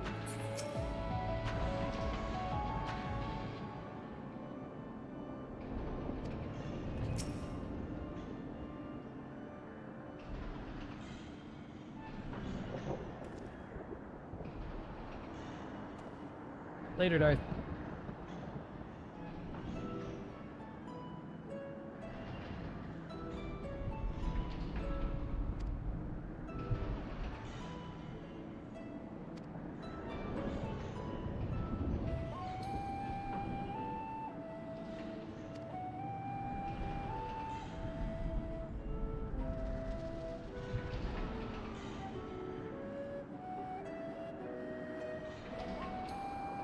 The previous XIV was much the same. In taking the entirety of the star into consideration, she came to hold dear emotions and people that a more logical mind would have discarded. This made her act in her own self-interest more often than not. Oh man, some people are going to read that in a way. I think that line's going to be open to... I'm writing that down for my own translation.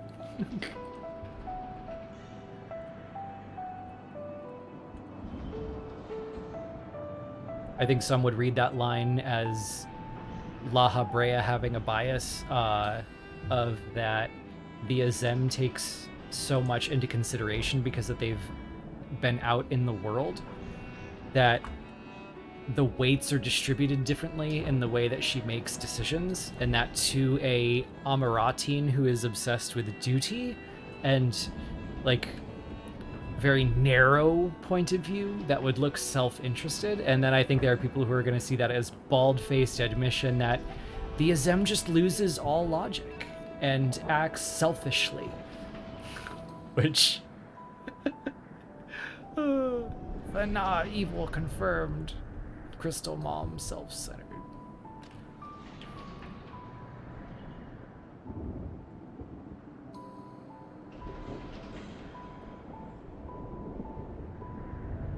Just as you and Elidibus have conducted yourselves in this matter, the true danger of Azem's nature is its tendency to infect all others he comes into contact with. And he just smiles. Emmett Selk said much the same. Okay, yeah. I'm gonna do a translation on it just for fun, but it sounds like La Habrea is just like stupid judgmental of this, and they're aware of it. Because like I don't think it's meeting an Azem coded familiar that made Eric care about the other wardens or Elidibus see this situation the way that he did. Though, I mean, I guess hanging out with the familiar was Azem's fault. Labra and Emmett are salty they don't get in on the fun adventures. I think they, like, right here, I think Themis is getting at the heart of it. Trust that I shall do naught that would violate my duty. I think that La Habrea and Elidibus just have a very rigid sense of what it means to have a duty. And that they're saying that if you take too much context into consideration, that it will inevitably stray into being influenced by your personal opinion, where if you narrow it down to just the thing that is your duty, you have cold, hard facts. And that doesn't have an answer. That's a difference of opinion.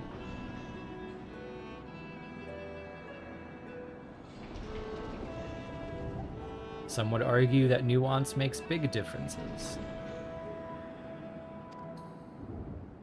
I wonder what the overlap is there between, like, Crystal Mom supporters and Asian supporters.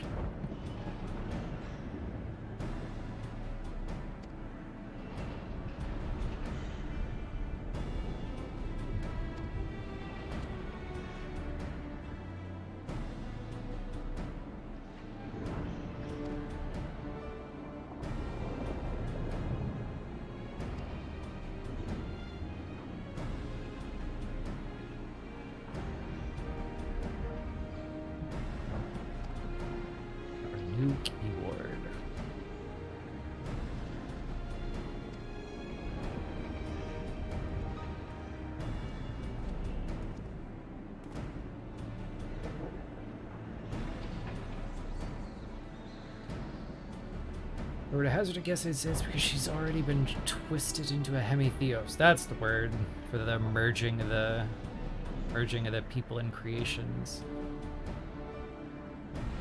Doubtless against her will.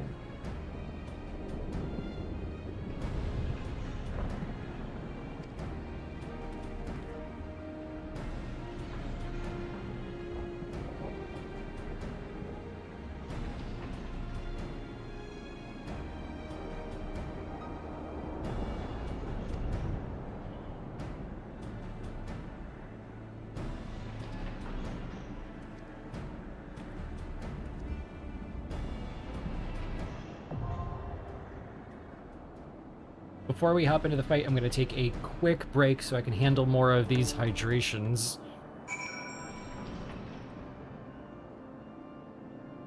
So I will be back in 2 minutes. Please stretch, hydrate, self-care. We'll be back in moments.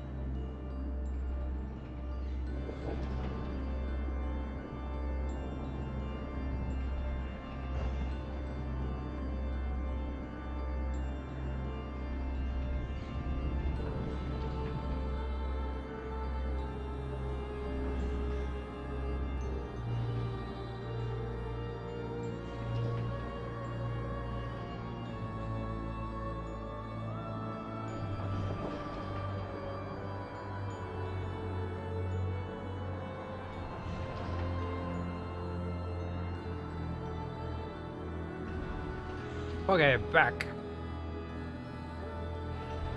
I got replenished all my stuff and got a snack, but I'm actually, now that I sit here thinking about it, I'm thinking chips is a really horrible idea for a snack. Am I ready to rock? Yes, I am ready to rock. Thank you for waiting for the ready check until after cutscenes.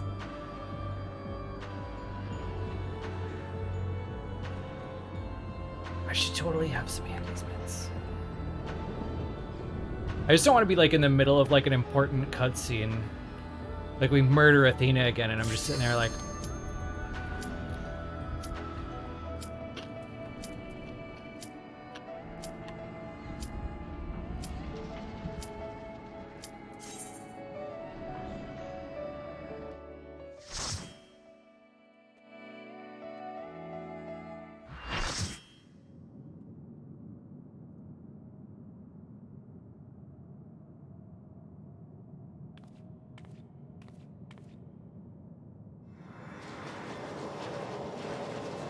I have a mic that changes some things.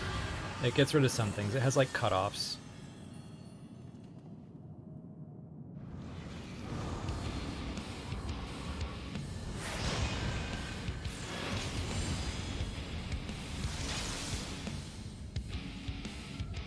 Oh, I have a button on my mouse that I hit when I have to cough. I think that might have been what was getting glitchy earlier when it disabled, when there was no sound. Evanescence, let's go.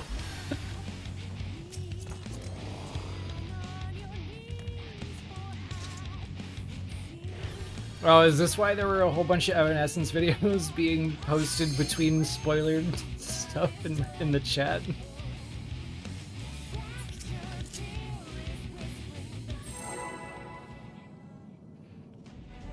Love that.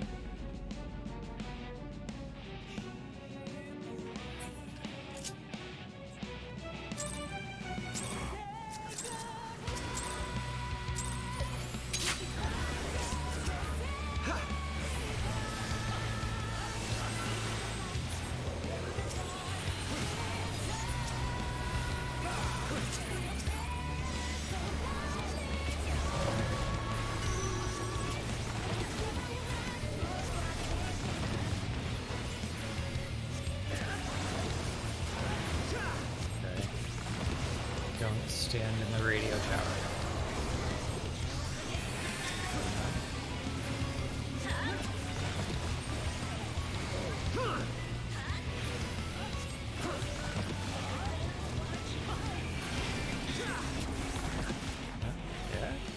Yeah.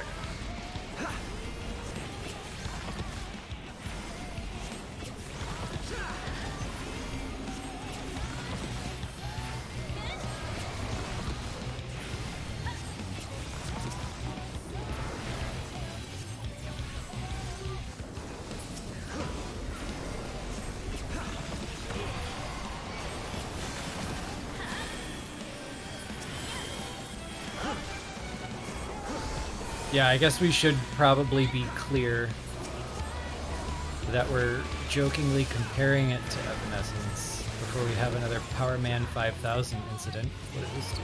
No, get this away from me. I don't want it.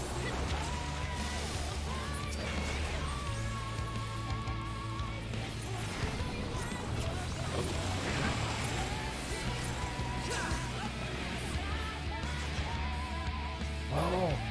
It's like turn. There's turn 7 after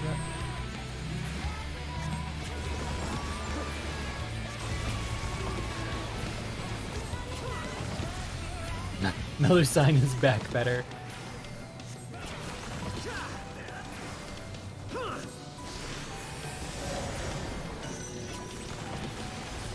Don't stand in the radio tower.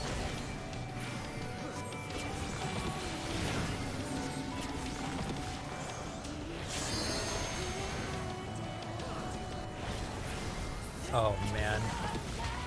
If they make the like red ball radio tower mechanic any more complicated, I am gonna fail that so hard. Like they do 2 or 3 of them at the same time.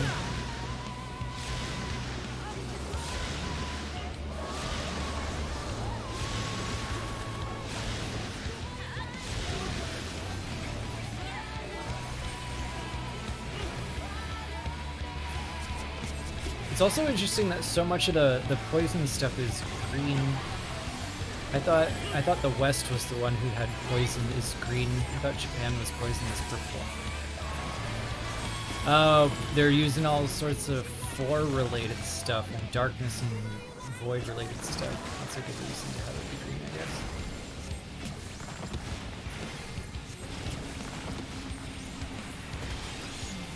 Oh, beans.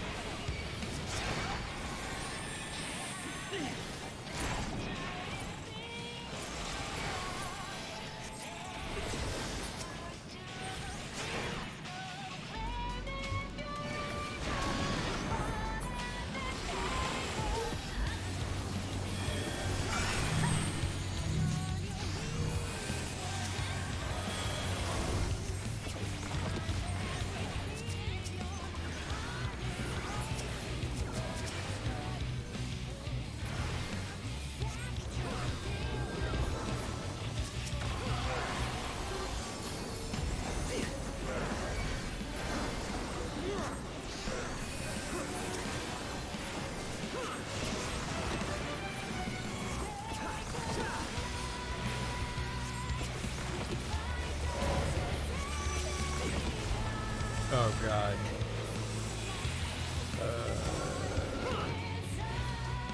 What does that mean?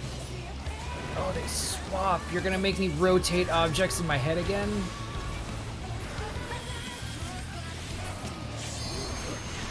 At least it's not as bad as Zodiac.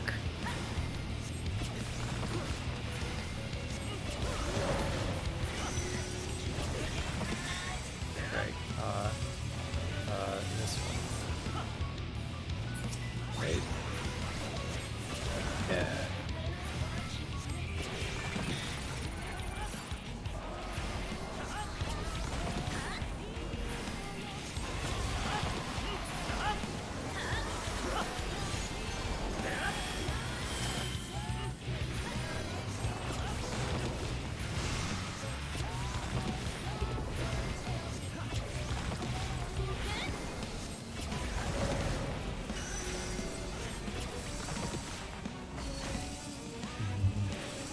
Oh, no. Wait, what?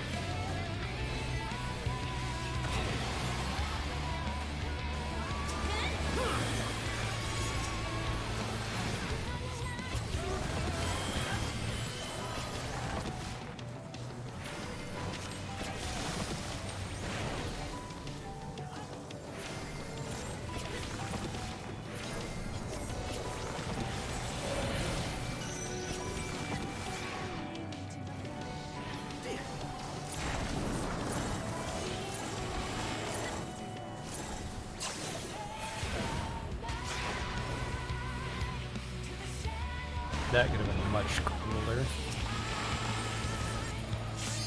I imagine they saved that for Extreme or Savage.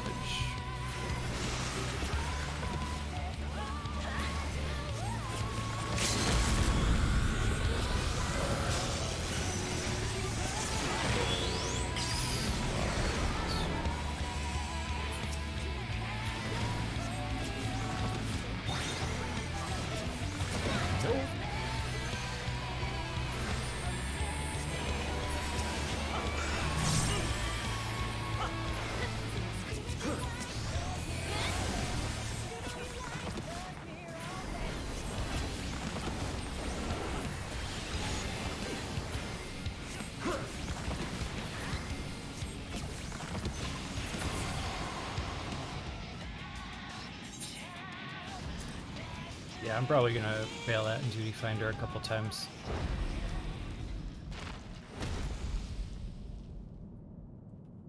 Couple chances. Not terrible though.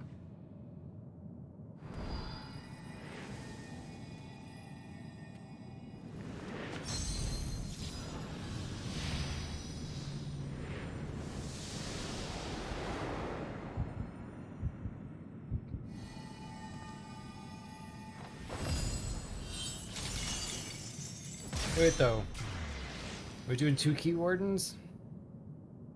Why is she dead already? Oh no.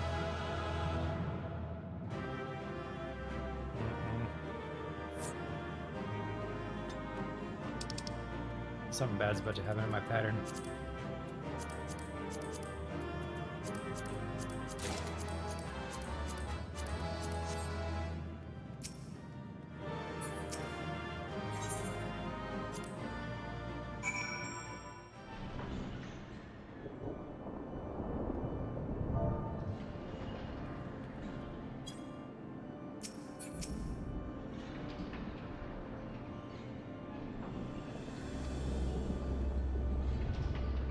The party composition is slightly different, so thank you again, people.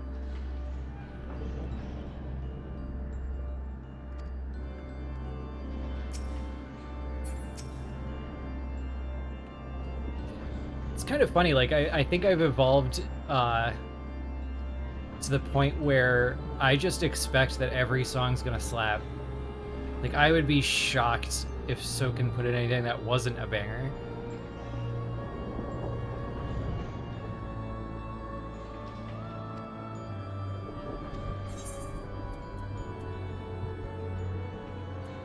I think my biggest praise for Soken is that, like, he's able to convince me even when I don't hear it at first. He's got this amazing knack for knowing, like, the right mood for a moment and picking a song that's, like, really good for that mood. And every time I've heard a song and I've been like, oh, that kind of clashes here on the first run, it's a song that my brain is very easy to latch onto and just be like, no, he's right, after a couple times hearing it.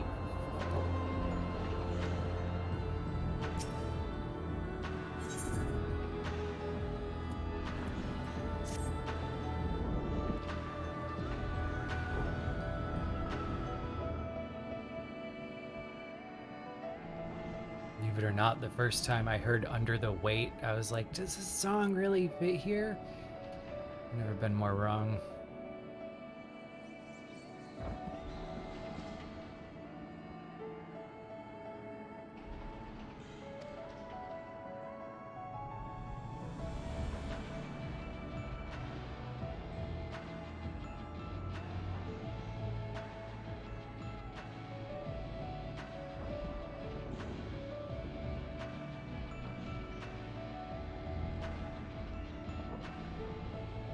Brea praised his kid.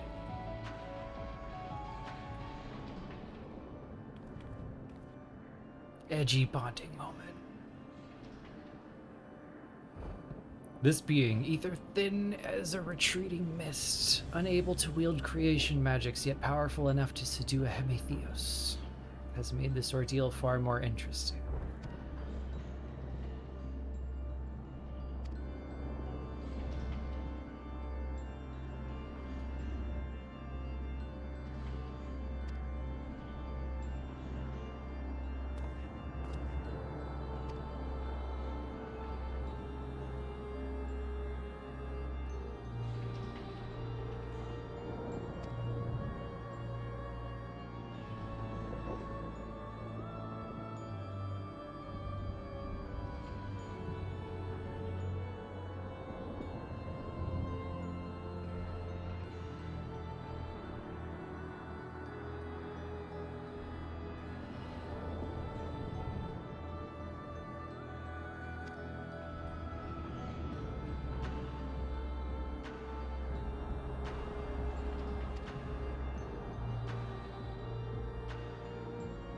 This is just like a very weird mix of themes and games. Like my head's having a hard time wrapping around it. I'm like standing in Castlevania with really edgy Organization 13 stuff and a earning your father's approval story. Great. Now people are competing for who can bully me to drink water fastest. I'm gonna have to refill it soon. Oh, you're right. Rabbit Familiar is not back. Rabbit Familiar has been... Now, Rabbit Familiar is like an on or off thing. Like, if nobody redeems Rabbit Familiar, Ethan just won't be here that day. And then if somebody does redeem Rabbit Familiar, he will be here. Like, should I make it timed instead? Should I make it like he's on the table unless someone redeems it, and then I have to wear him on my head for a bit?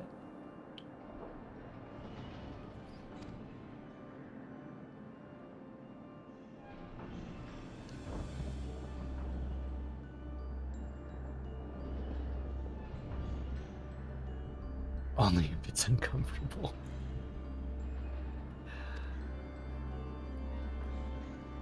The truth is that I can't look at this doof without smiling. So He's been on the table for all of my streams going back to Gillionaire and my first LunarCon stream. It's just now he's not on the table. Now he's up here. That's the power of Rabbit Familiar.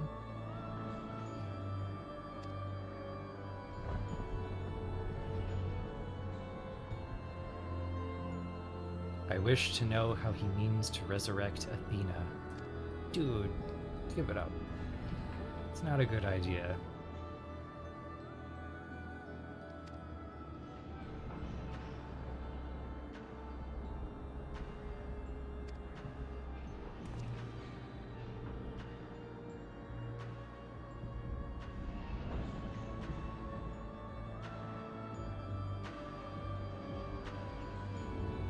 Make 10,000 grapes do a rabbit impersonation?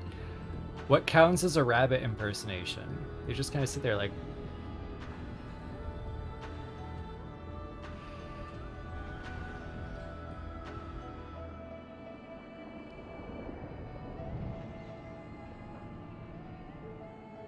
Vices cannot be suffered to live. I'll not allow his talk of resurrection to poison mine or anyone else's mind.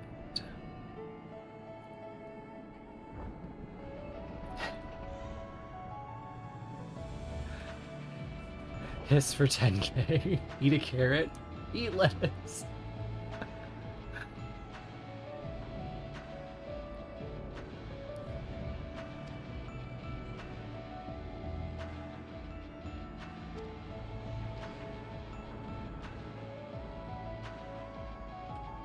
All souls return to the underworld. Athena's is no exception.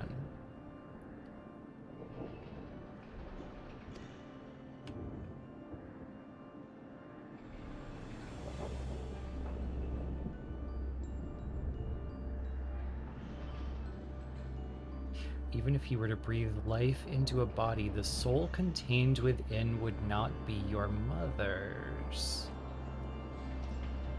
Oof. This has implications about some of the decisions that they've made in the past, the framing they've put on certain things. Sunday? I'm gonna have to look into that later. My brain's usually a little like foggy on the first pass, as I'm sure you've noticed.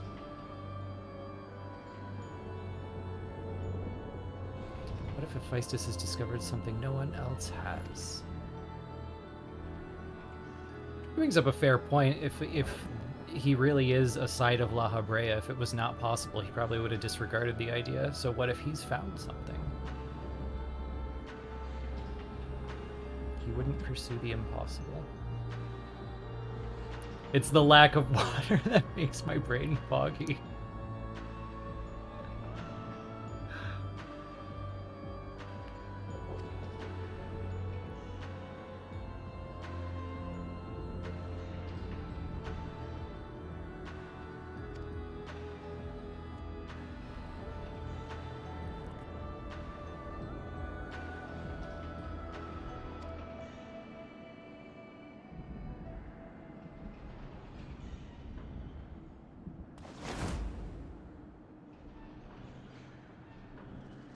Oh, we went from winning Dad's approval to having another fight. This is so relatable. Oh. Back to the whispers, bro.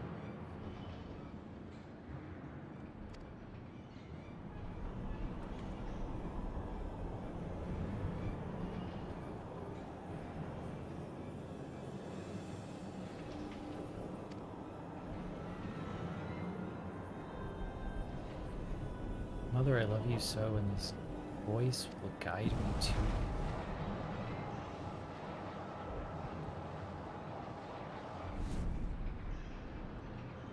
Distant voice, do not listen.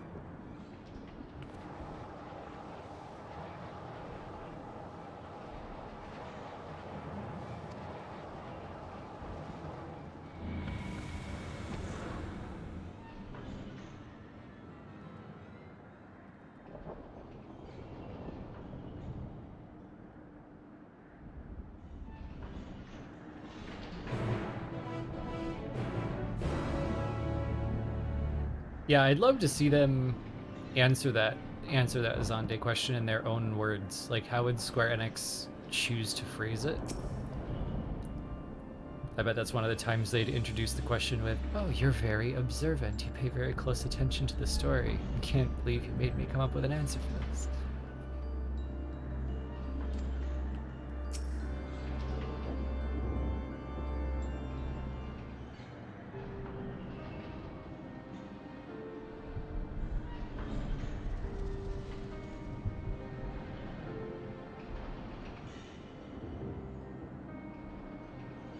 Well, based on the soul blender theory, I always had suspicions something was up with the resurrection of Zande, that it wasn't really entirely him, that there was something amiss about it, but I could never really put my finger on what, so I haven't gone down that road.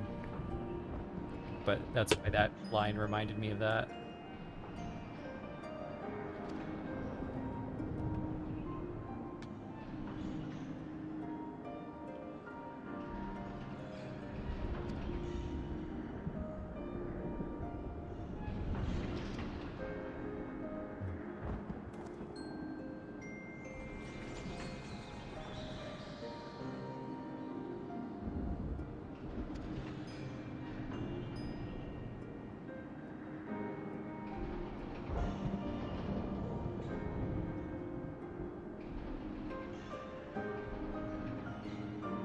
Yeah, it's a good point. The Lakshmi arc is a good example to look back on, too.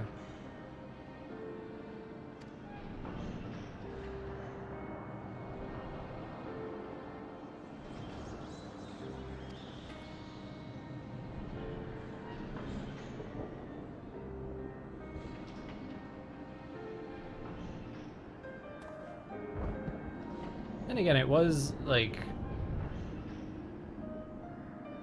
Amon.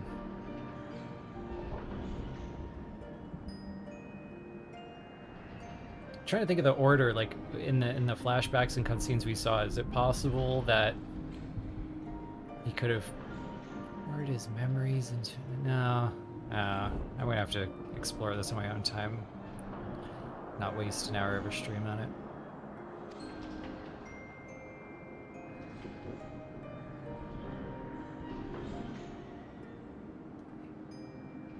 Like, the reinforced clone part is easy. The identifying as Zande himself and being tortured by his own failure to get Marasidia, that's something else.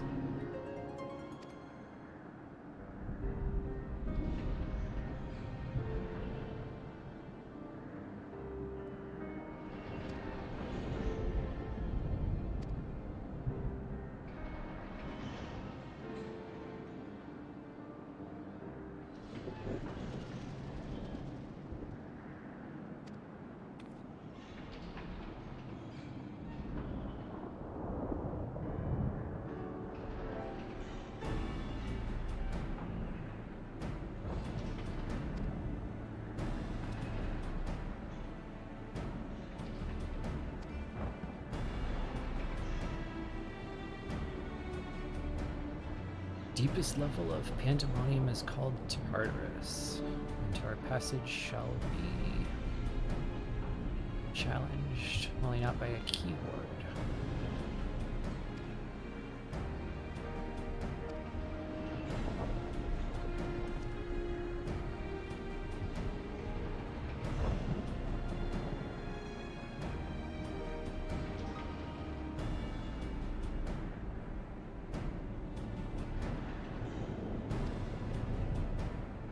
Yeah, blaming some kind of weird collaboration with Emmett Selk to get enough of Zande to function would be a creative out.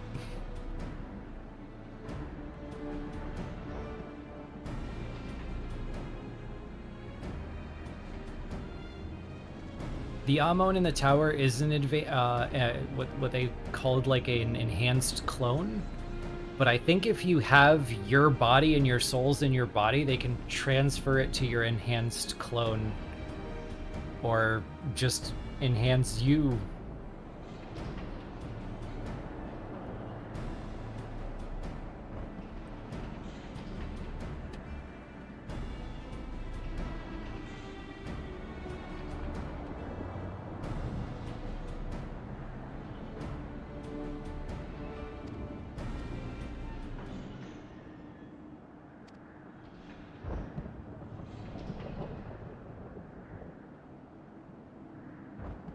Just a clone?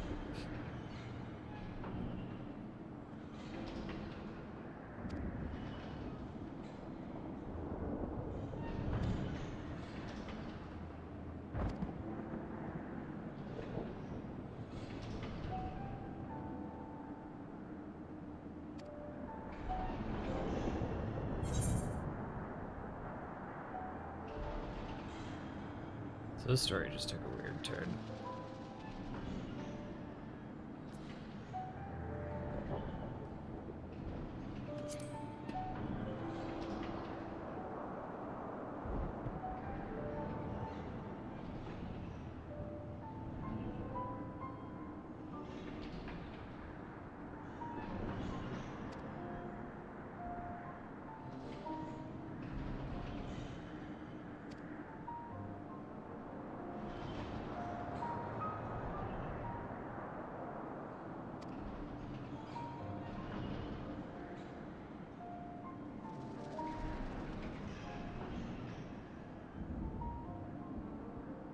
We were gonna find another keyword in a way.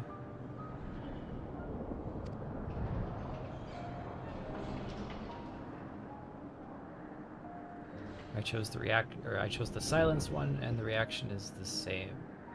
Yeah, it seems like one of your like self-expression things, where you just kind of get to choose how to interpret his behavior. I chose that. I chose the bigger like children one just because of that scene where they immediately devolved into like a typical father-son fight. It didn't seem like La Habrea's mental image of himself.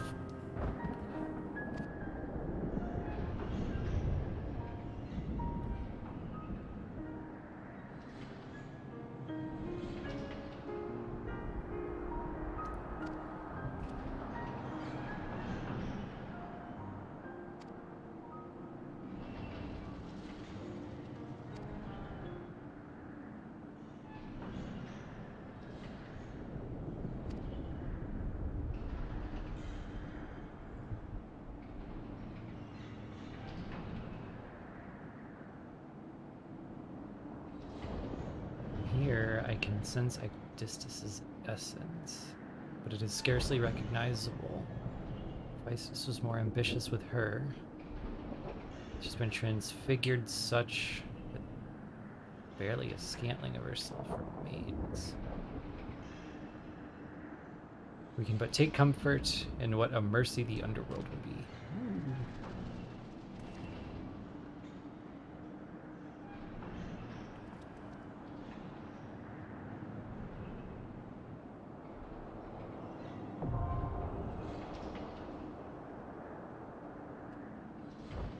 So that was a lot of talking, but TLDR, Athena was actually up to something. Eric has been whispered away again. And we're going after a very warped keyword so we can get to it.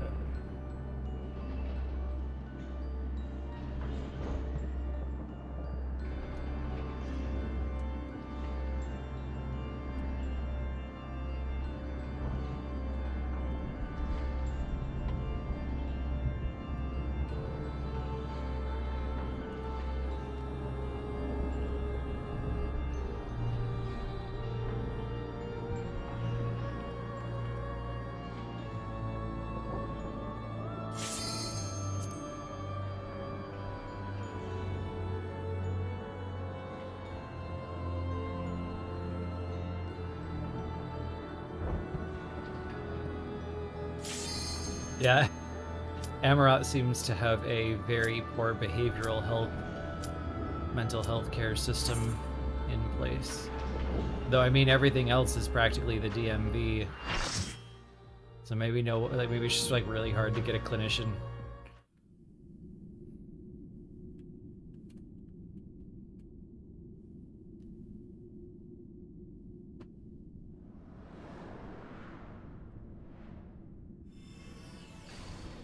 I really like this arena. This is beautiful.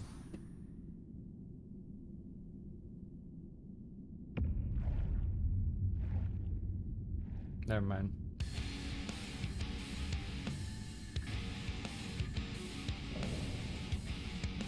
What?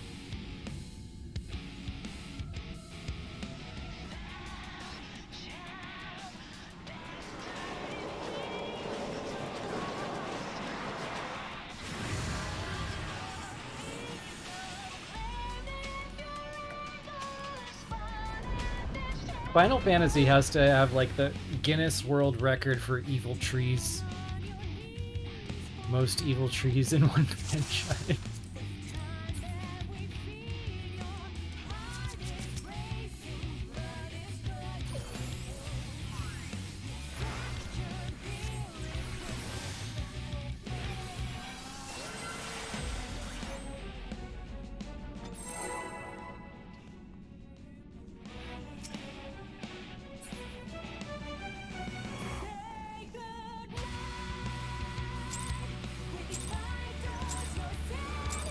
Oh, its eyes move. That's creepy. Whoa. That's a big hitbox. That makes me nervous.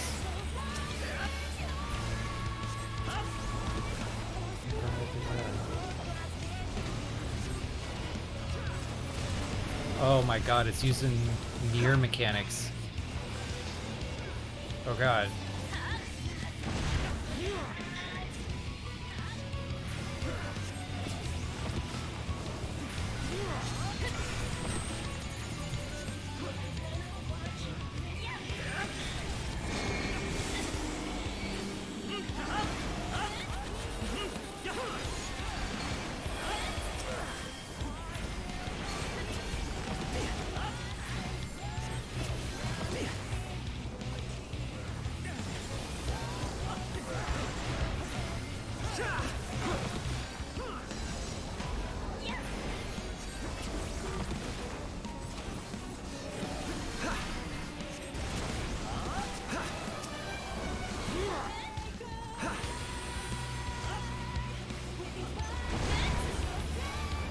I'm trying not to be distracted by chat taking turns posting evanescence here.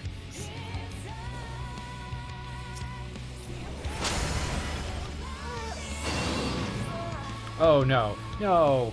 Oh no.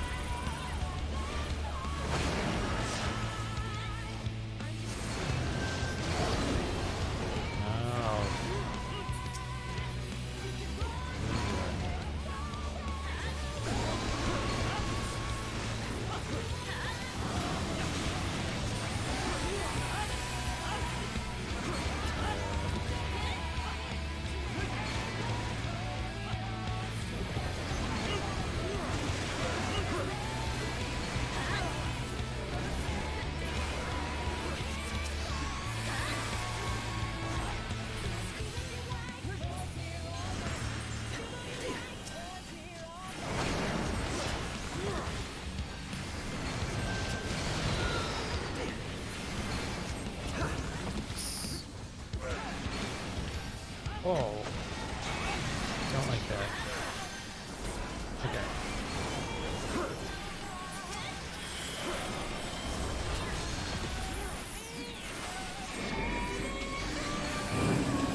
I assume that's coming back.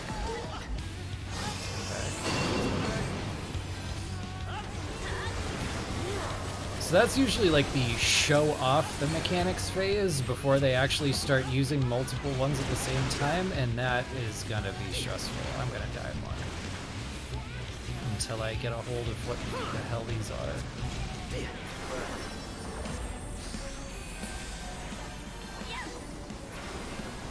Yep. Yep. I should have known that one. That's Nier taught me better than that.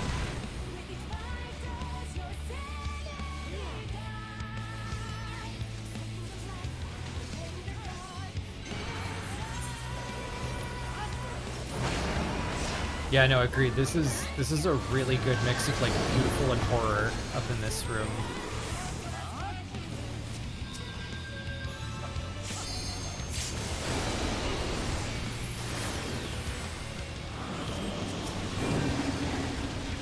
No, no, not the bridges again.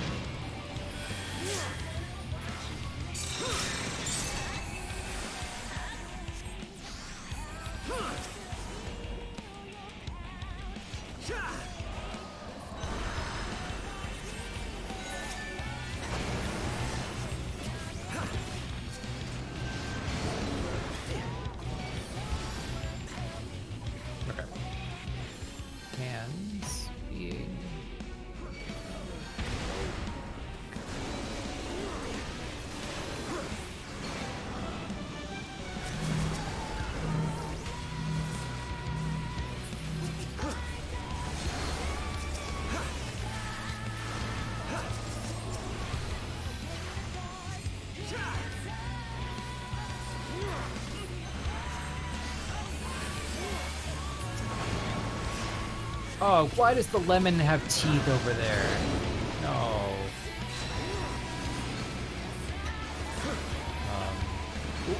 Ooh. Baited.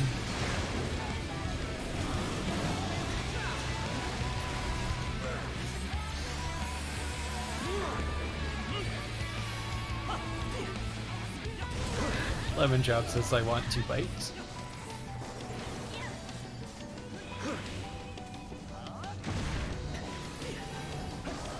Have a good drive, Fen.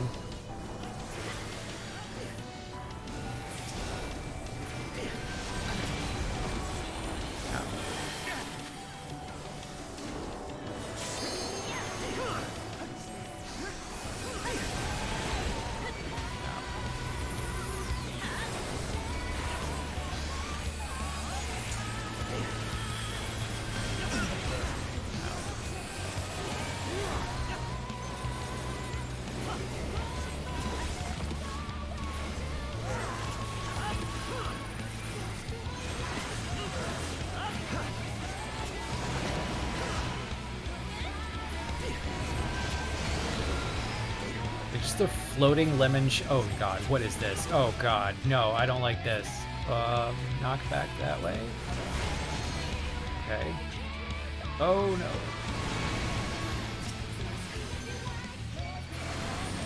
Okay, these things again.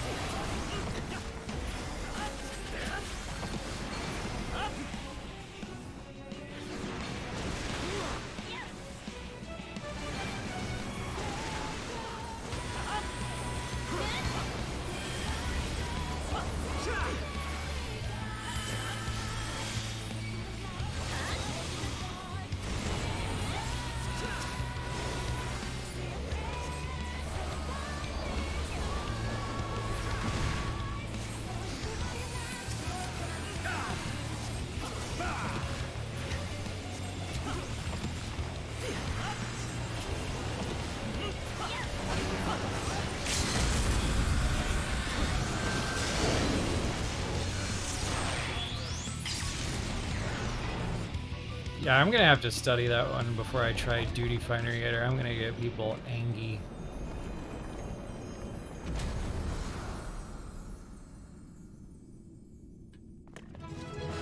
Very cool design, though. Very, very cool design.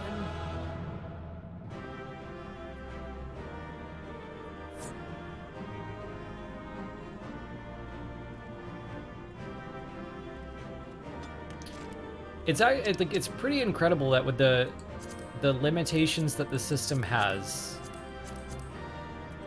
that we were actually somehow able to come a decade into the game and still be getting fresh mechanics in the same battle system, where even though you have the battle system memorized, you're very familiar with it, it can still trip you up and get you killed. even on normal mode. Savage modes have always been kind of like, do the Mario Party dance perfect or you die. That just looks different every time.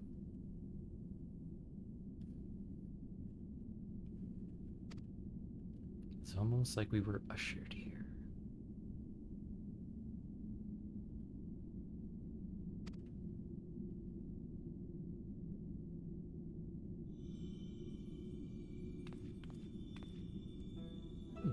She's not entirely gone.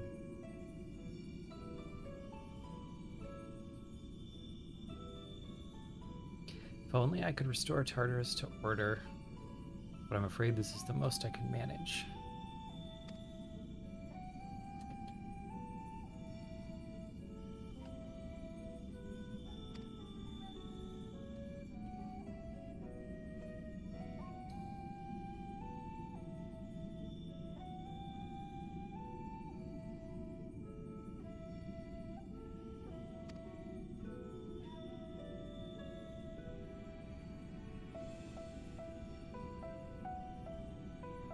His curses dig into one's heart, creating a storm of emotions that is all too easy to get lost in. That doesn't sound like tempering, that sounds like something new. Only by chance did a fragment of myself remain.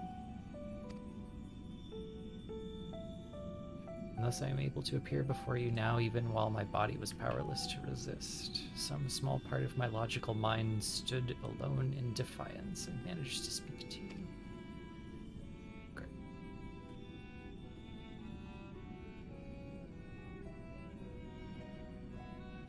Ah, she filed the blatant lie report.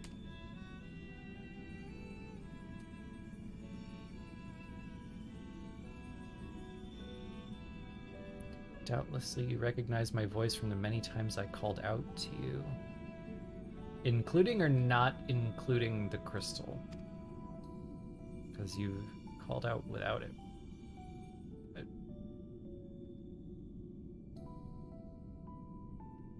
I'm going to assume you are not the person who made the crystal, because by now we would have forgotten that our Charlayan friend went out to find another one. That's probably going to come up later. Unless it's just the setup for the third tier, I guess.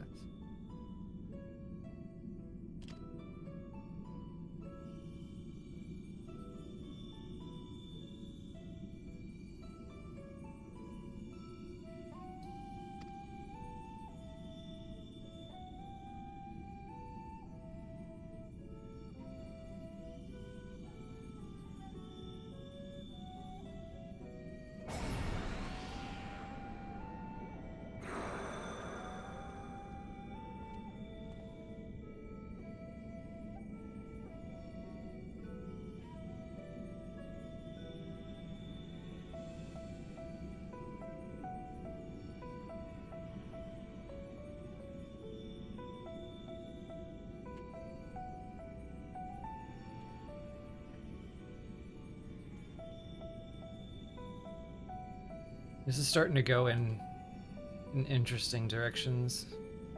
It's a little harder to do all the moving pieces at once.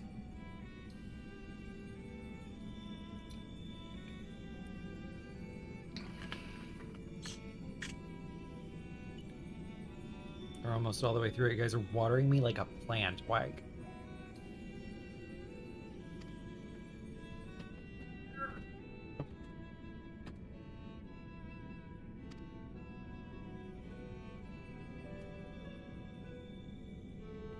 It's fun.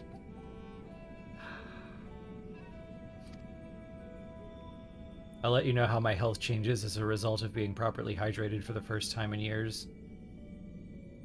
I've been operating under the assumption that if my body drops below like 94% blood sugar, the shock will literally kill me.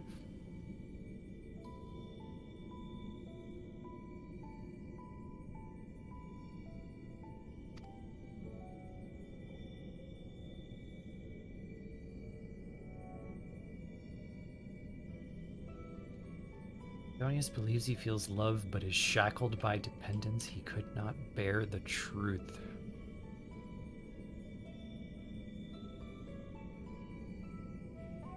His dependence makes it all the more important to be open with him.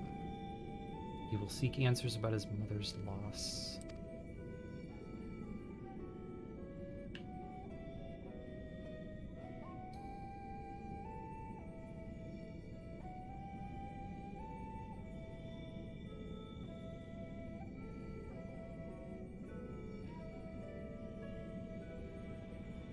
Better to be burdened with hatred than the knowledge that Athena thought his body and soul were mere tools to be used and discarded.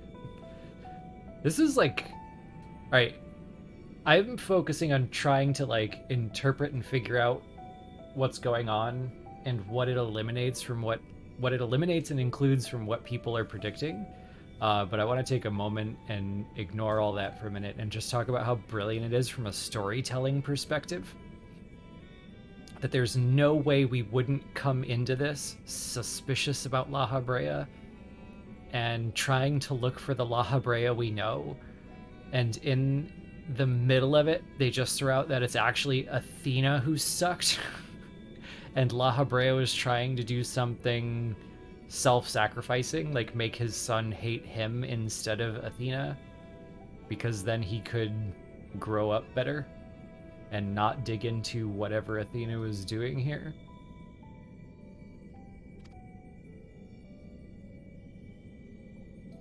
Even were I to tell him what his mother plotted, he would seek reasons to believe the true fault lies with me or with him.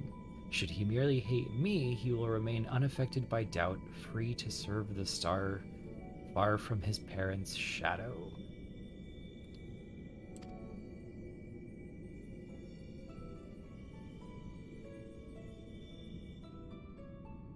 And we could connect this, like, again, we could connect this to what we were talking about before. Depending on how you interpret the story, and this may change. We might get more information by the end of this raid, never mind the next one. But we were just talking about kind of like the different interpretations of Emmet, Selk, and La Habrea, and how you could choose to see Vana as being selfish by taking so much personal stuff into account, or you could see Vana as taking so much nuance into account that she could see a bigger picture, that the people who are obsessed with duty and want small, concrete answers that they can act on immediately would see. And we're seeing the same thing here. In like, I'm seeing responses in the chat that like, yeah, he's being self-sacrificing, but he's also being stupid. He's not leading to the outcome he wants. Maybe that's part of his myopia, his need for a easy, actionable answer that aligns with duty, that he was not able to see the nuance in which Eric Thonius would end up, you know, he's not able to predict how it would go as well. I don't know. It's an interesting conversation.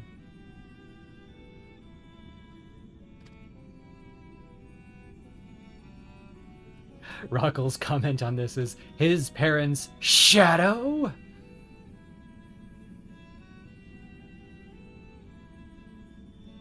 That explains why they were using without shadow, right?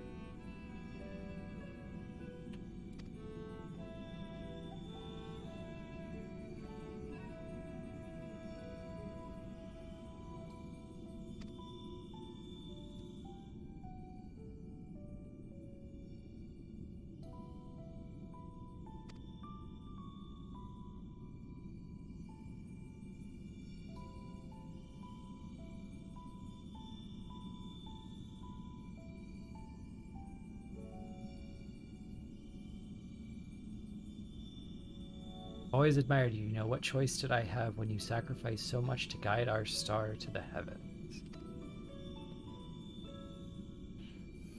I like that they're like, they're serving everyone. Whatever interpretation you want, whatever interpretation you have, however you like to see the different characters in this game, there's something in this story that validates you. And you can see the threads of Yoshida saying that he considers himself to be a little like La Habrea and that they're both workaholics who put too much into their job.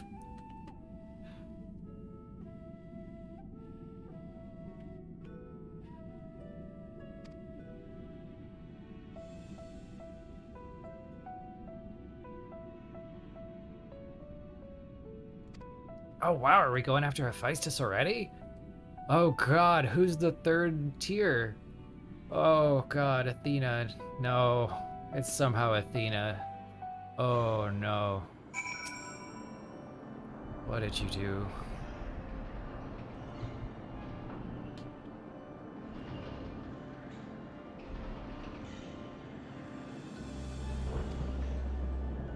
Oh, what if Athena is Pandemonium? Yeah, let's see where we end up first, because let's actually see what the surprise is before we start guessing what comes after it, I guess.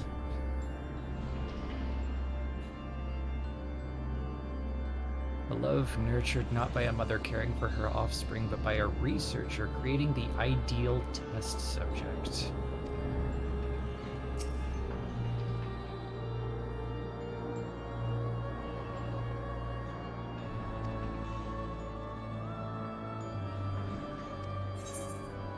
Wow, I got a compliment from La Habrea.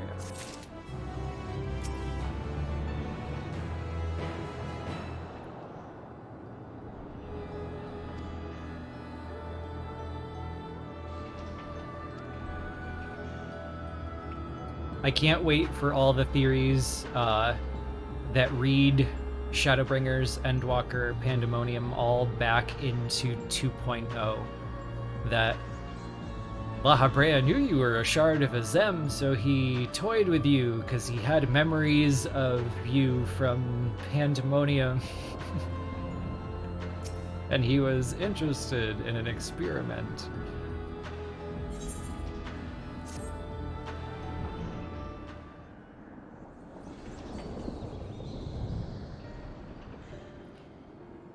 I like how the instant Eric isn't around, La Habrea is 40% less of a dick. That's like par for the course in stories with like father-son conflict, though.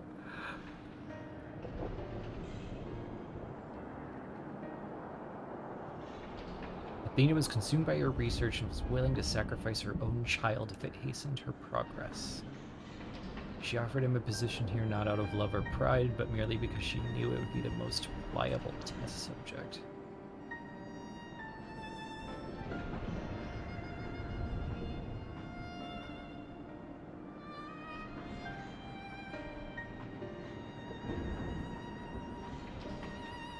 My theory is that at the end of this raid series, he purges his memories for reasons. Could be. And if they get it back using the wrong crystal, that would explain why Hephaestus acts so much like the La Habrea we know. There's so many crazy theories that we could fashion right now.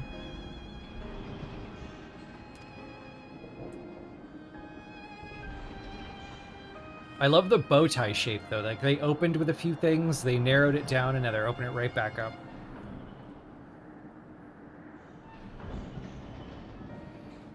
And yes, it would make just as much sense if La Habrea just cracks over the centuries, like MS Elk.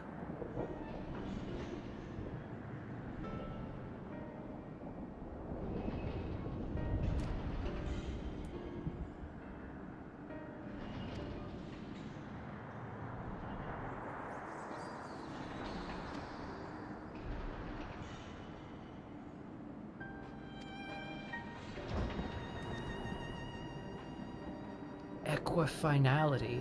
No matter how many different starting points you have, Hephaestus is the end point.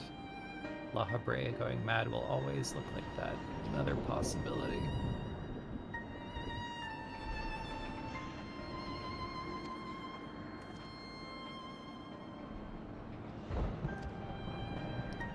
Tartarus, testing ground, blah blah blah.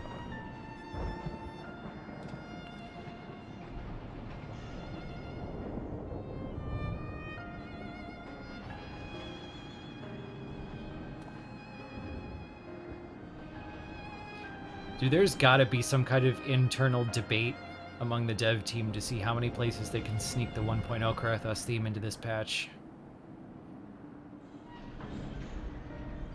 Love this song, though.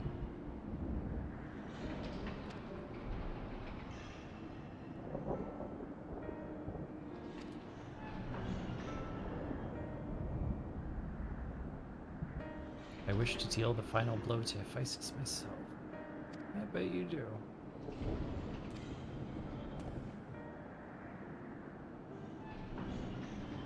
Yeah, Rockel primed me to be on the lookout for this theme every 5 minutes.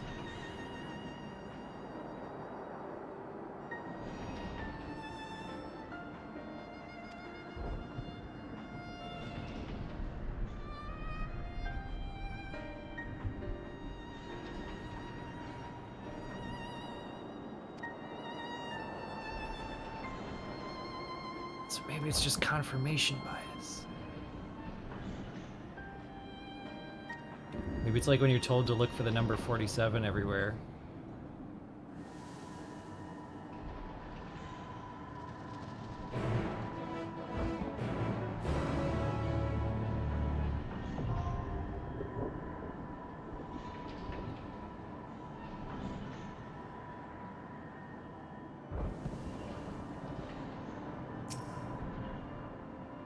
Ultra Instinct Demons.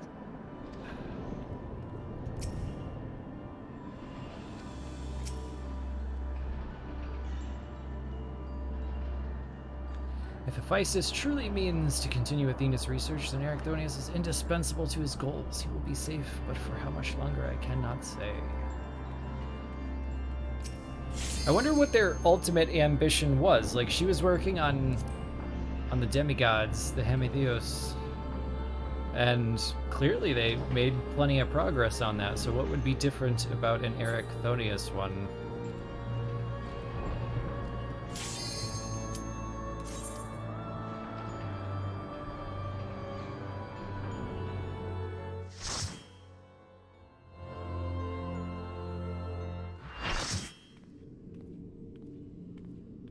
I have thoughts, but let's make it to the end.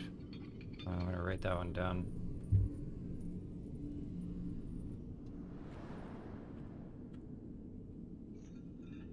Erichthonius is mine, heart and soul.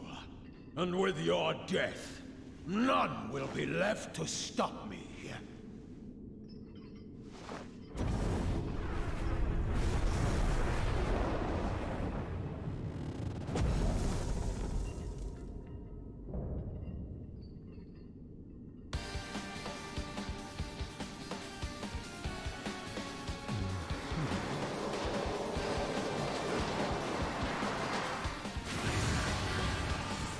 That's red.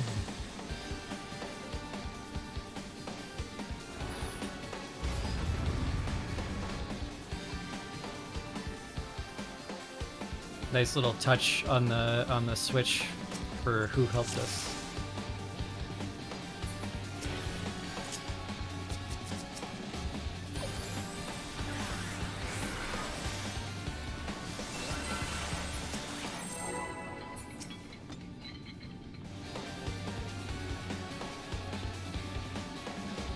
Because of my own headcanons and weird interpretations, I'm already like trying to figure out how can I claim that this looks like the Reaper. There's things coming out its back, but they don't look all right. Yeah.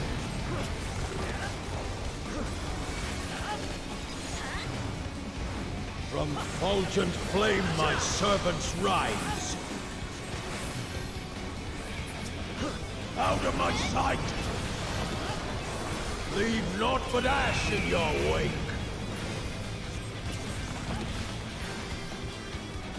Let seep sorrow into your heart!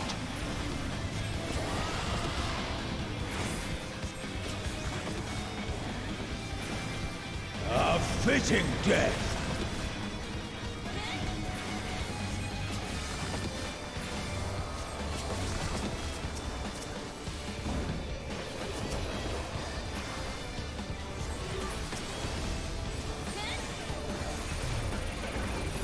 Behold the fruits of sacrifice.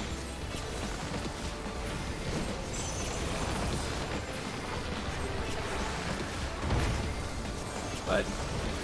What? No. What? You will know my rage. Sir, this game is rated T for teen.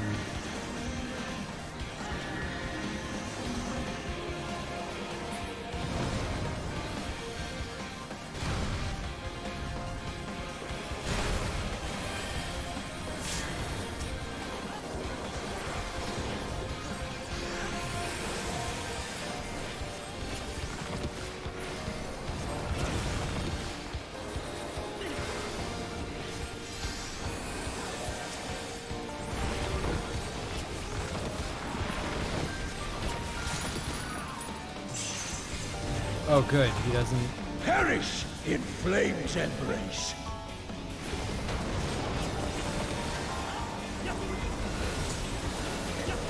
Go forth and sate your boundless hunger.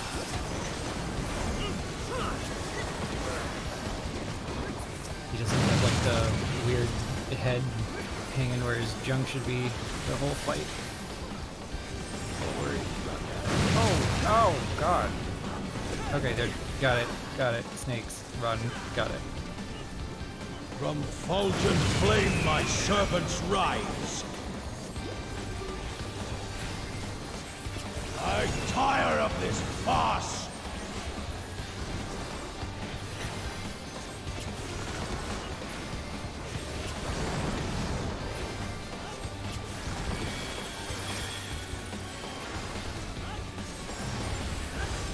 I shall see my wish fulfilled.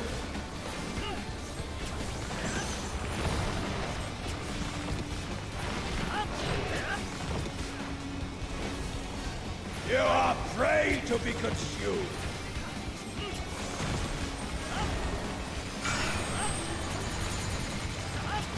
Oh, cool.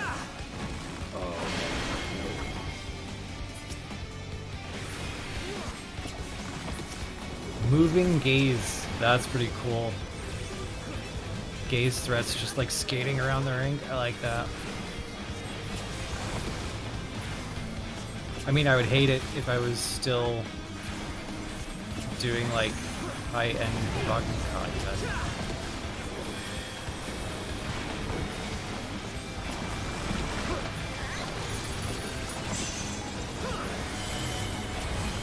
Sear flesh from bone.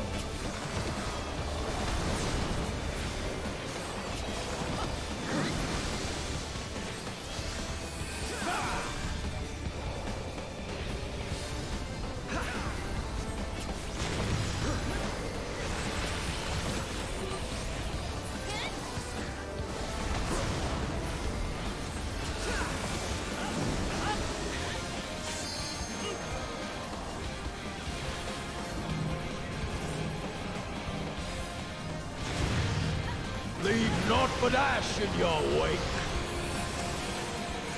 Fred says, "Hey, the tentacle is the serpent and the Out raven." of my sight!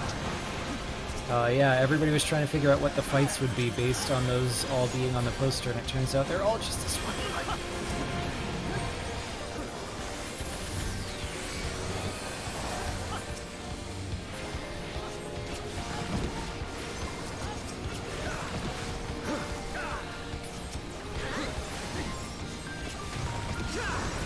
Behold the fruits of sacrifice.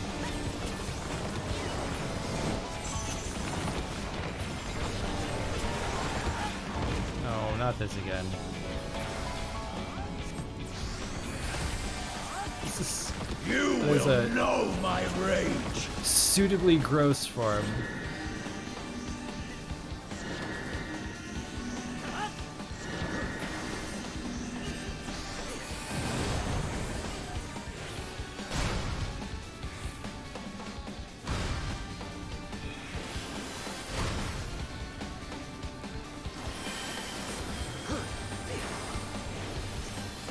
Who praying before a god?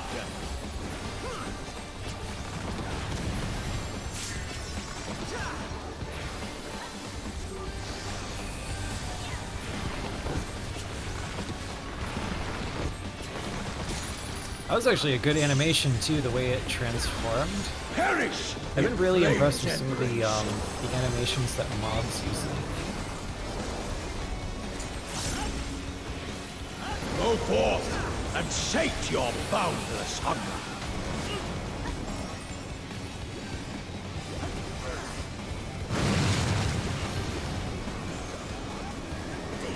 I know it's a small thing, but the other one that really impressed me was, it was Frogger?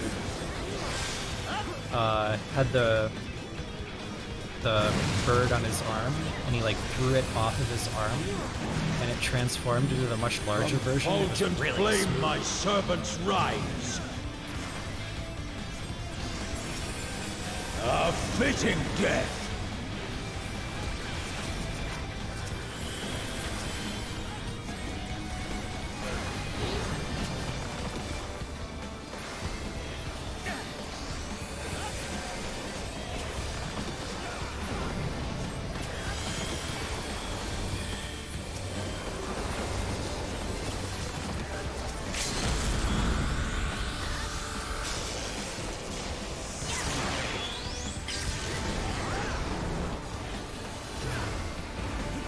I shall see my wish fulfilled.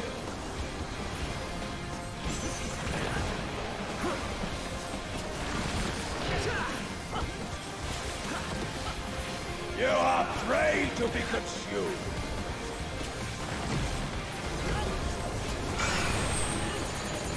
Uh-oh. Oh.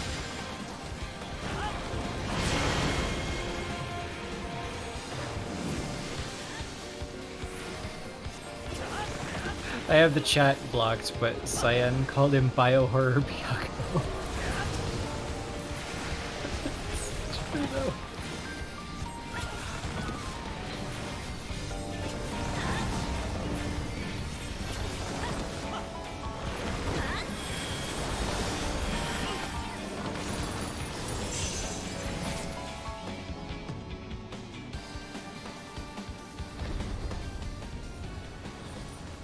Thank you, Fight Party, for helping me through. These fights seem so easy when you're the only one who's ignorant.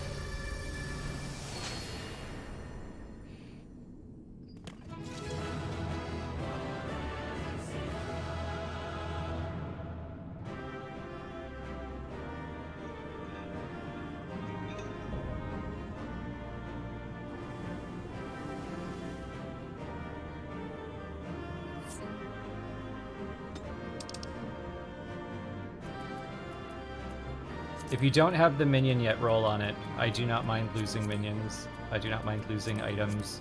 Everyone who fought is equally entitled to it.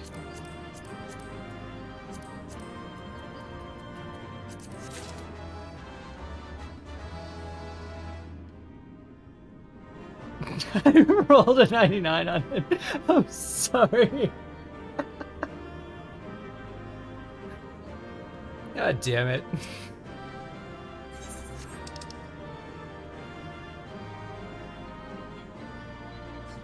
Menfina, why do you taunt me so?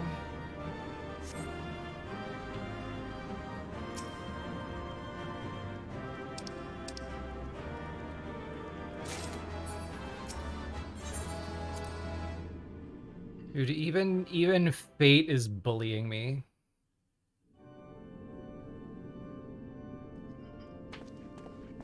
How bad is fate bullying me? Is the timer running out on hydrate in 2 seconds?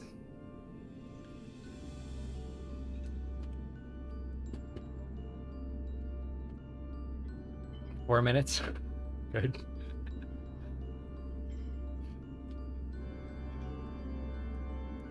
The chain of events led to this moment began with my error.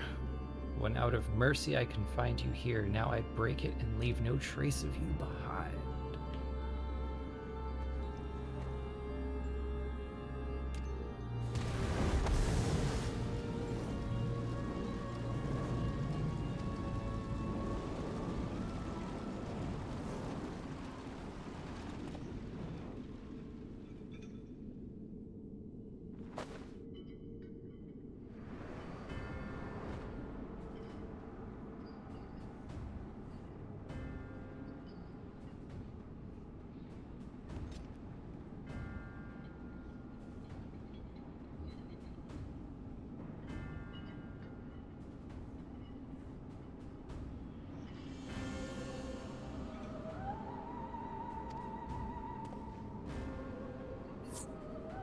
When we first started this raid and we did the first tier, I remember joking that it would be a hilarious twist in a way that I would love. Like, I would love if they subverted it like this, but I just think it would be funny if the real story was that La Habrea broke because in trying to save his wife, he killed his son.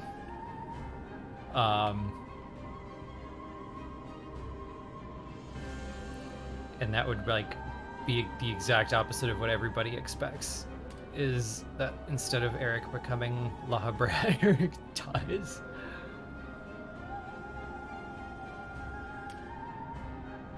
And for a minute, that theory just came rushing back into my mind. I don't think it's likely, though. Athena would see the world destroyed if it meant she could... I like that. I like that line. Athena would see the world destroyed if it meant she could find hers in the ruins.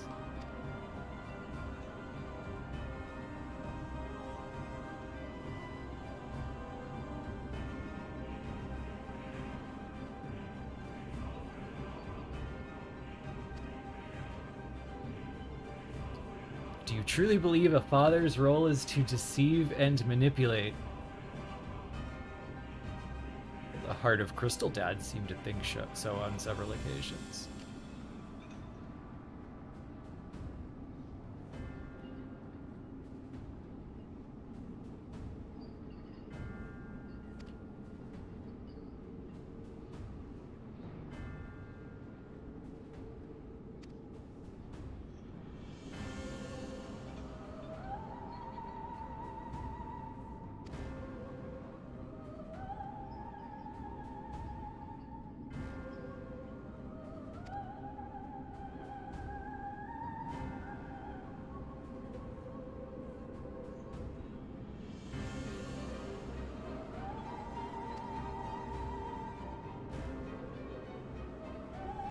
So he's invoking his vow to lead the star on the best possible path.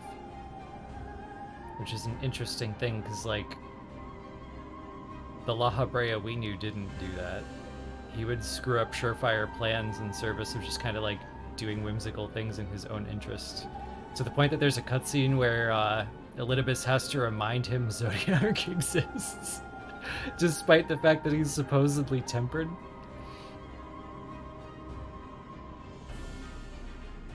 It's like, all's according to me. To him. Yeah, him.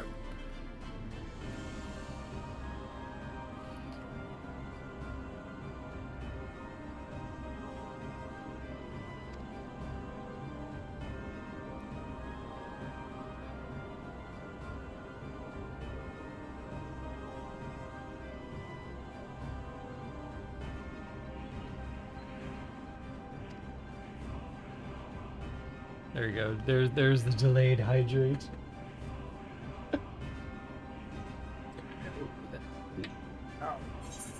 Oh, no, do not skip this.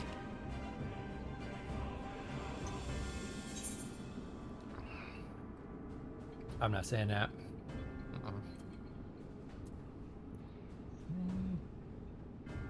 Ooh, I'm gonna say this one and then hope something happens that makes it, like, poetic.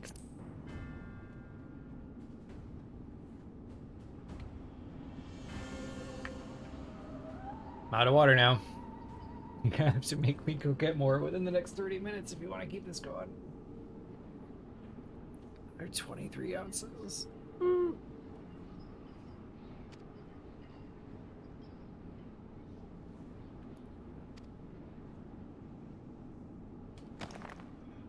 Oh, he's taking his mind back.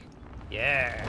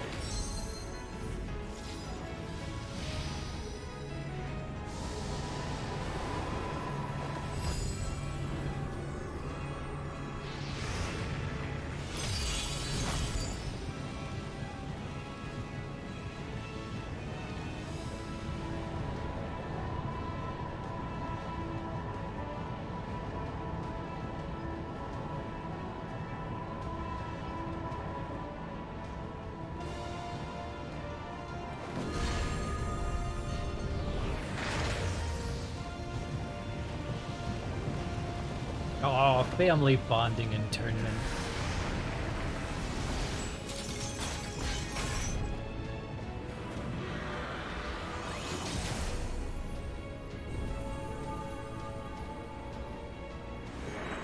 A mysterious red crystal that looks just like the memory crystal. But La Habrea's is supposed to be blue.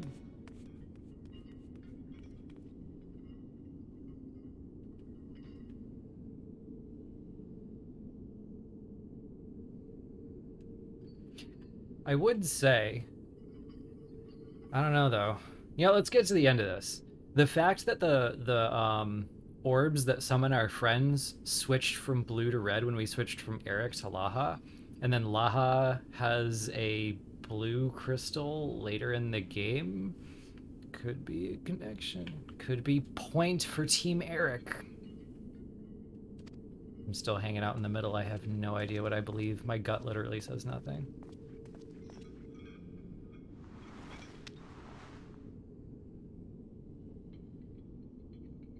It was Themis who was summoning?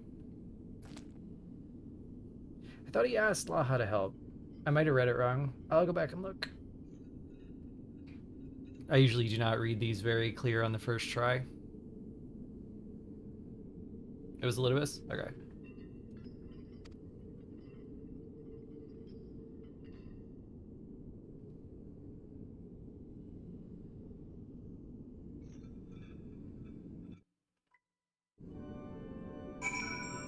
Elidibus was the blue one. Got it. Not point for Team Eric.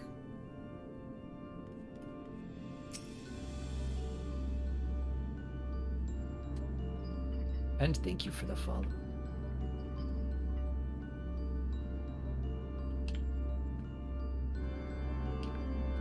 Eric couldn't summon foes to fight himself. Yes. Good point. Brain glitch.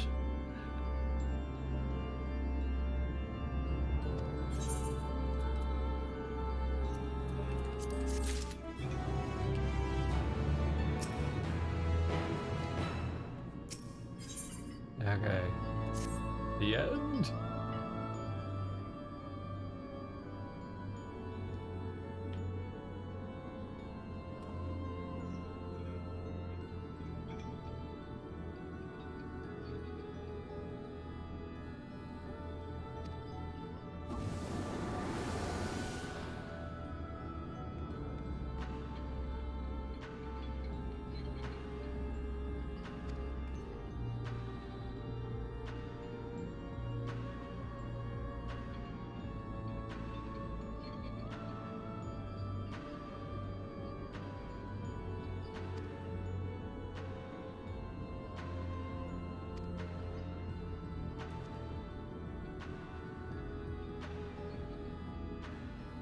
Point for Team Eric. He's the one standing on a La Habrea crest right now.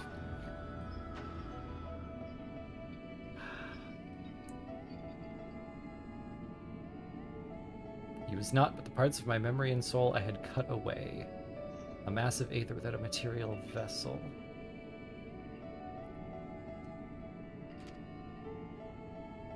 Y'all should break it before something bad happens.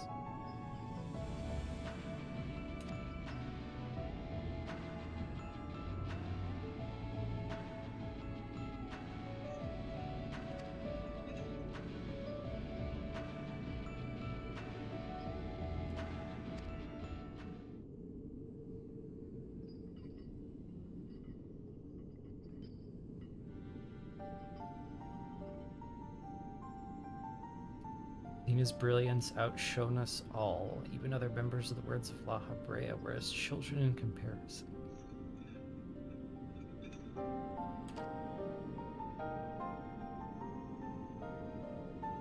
Obsessed with uncovering the secrets of life.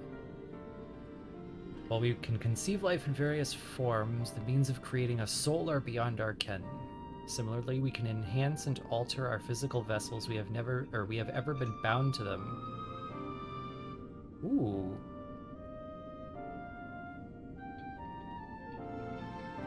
Athena's purpose was to shatter these limitations.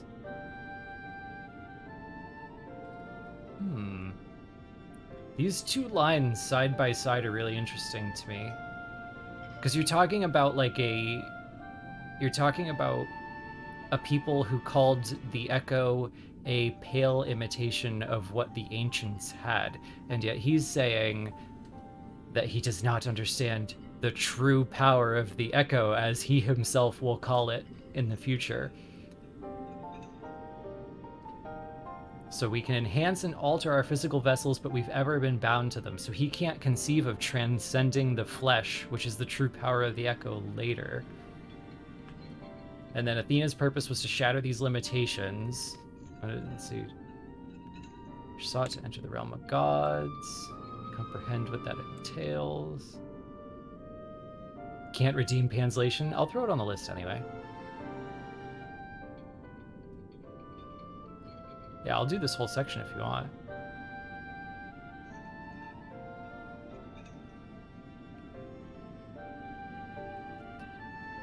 Yeah, this is really weird. Like, they're both better at the echo and don't know its true potential. And then its true potential just happens to align with what Athena was doing. And then you've got that thing where, like, Athena was researching the Hemitheos, the, like, merging of entities. Yes. They could tie some cool stuff together here if they were thinking about it at the time.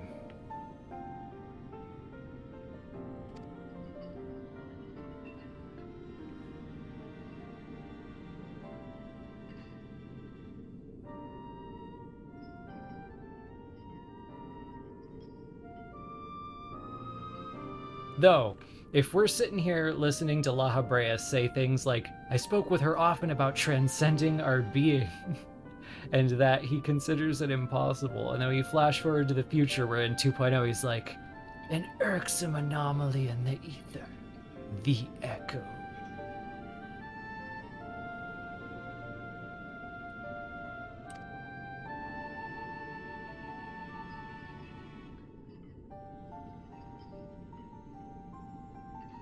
Means by which a person could meld with a creation, the weaknesses of one mitigated by the strengths of another.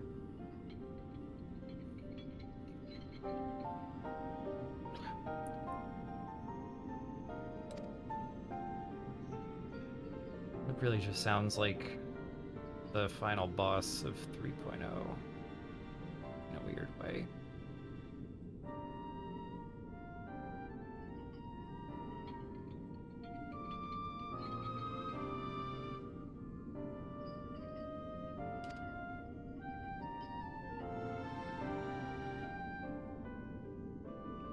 It's just weird that, like, there's so much overlap between the principles in the Hemitheos and the other things that this is rooted in. But I could just, like, I could just be seeing shapes in the clouds. Like I said, my head is always stuffed in precedent and archival and what's happened before, and they could have just not even been thinking about it while they were writing this.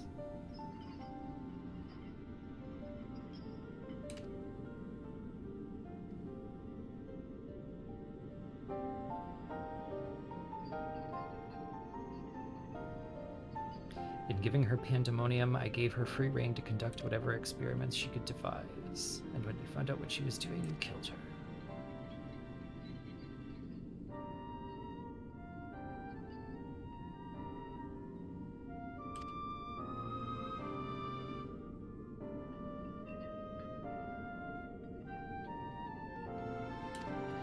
What occurred next you should see with your own eyes. Speaking of the echo...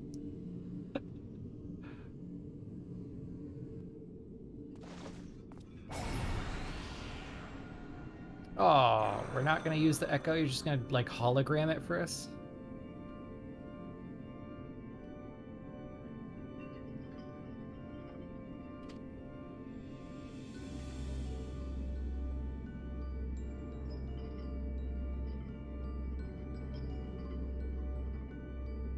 The hologram is the true power of the echo.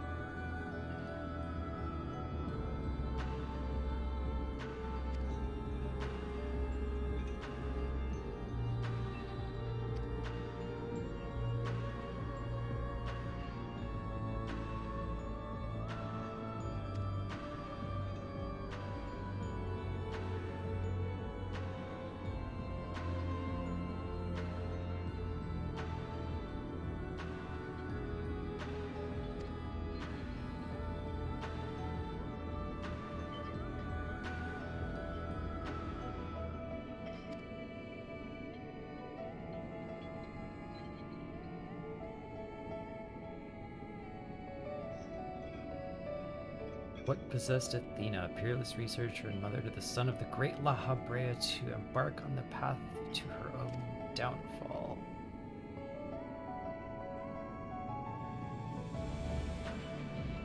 History will demand an answer, but it is you who deserves one.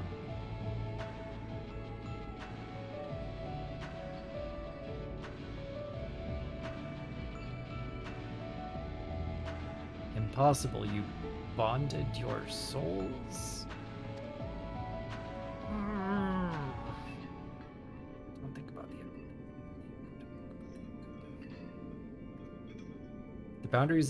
the boundaries between us would cease to be.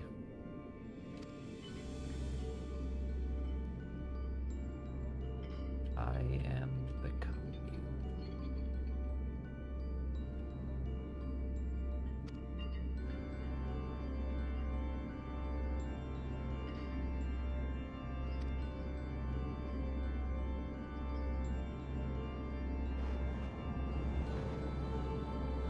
I am become thee. No, they're doing this on purpose. Come on.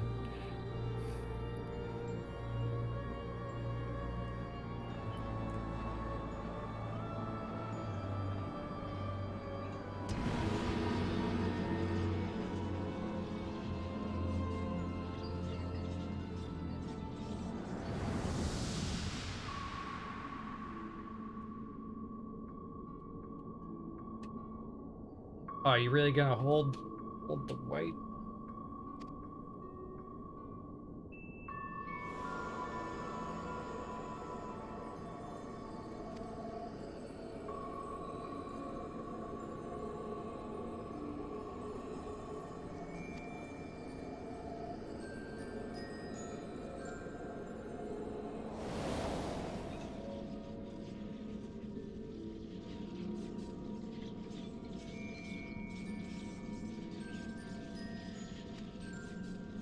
Leading to higher planes of existence.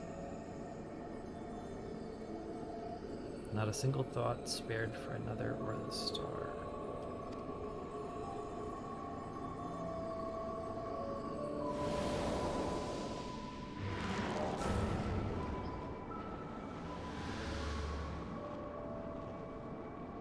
Hey, that was the Ascian Prime split animation, if I remember right.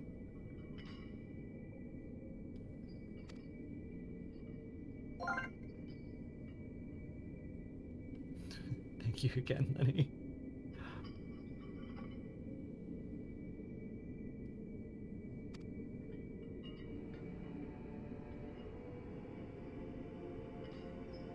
Try as you might to excuse the memory, the seed of desire remains, and when it takes root, you too shall be consumed by the self-same fervor.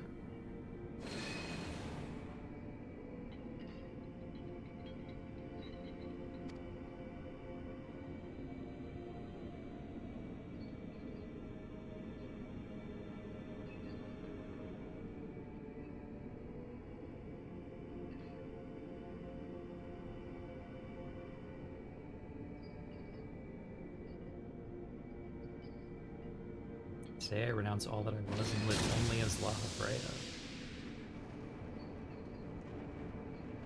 Whoa.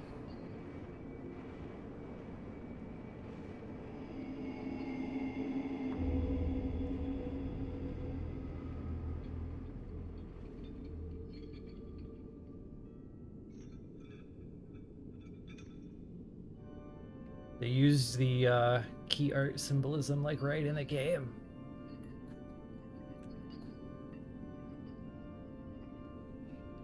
Isn't that the same half Ascian Prime has too? See.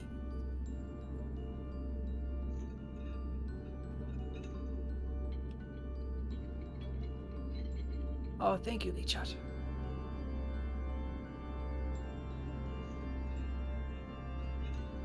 Thus did I forsake the part of me that had been polluted by Athena, sealing it within a crystal. Never did I think one day those memories would be made flesh.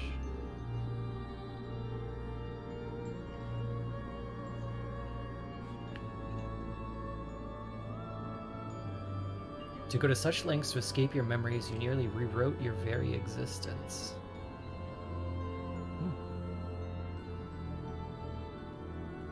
Aegiorm and Emmet Selk noticed.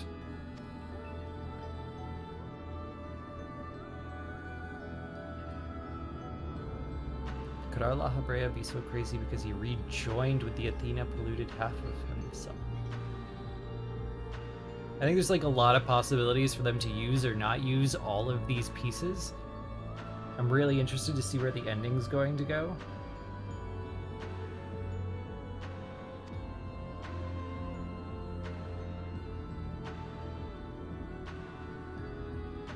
Why didn't you destroy it?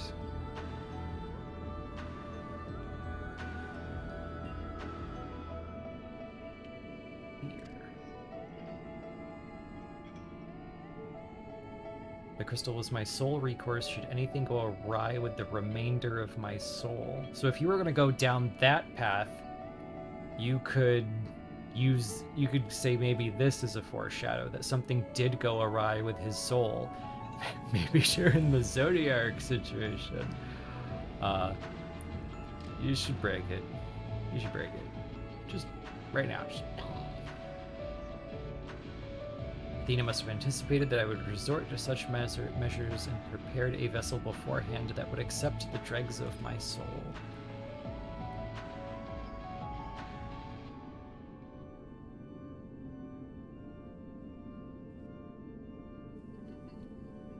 Yeah, we're almost done. This is just the 4 fights and the story around the 4 fights.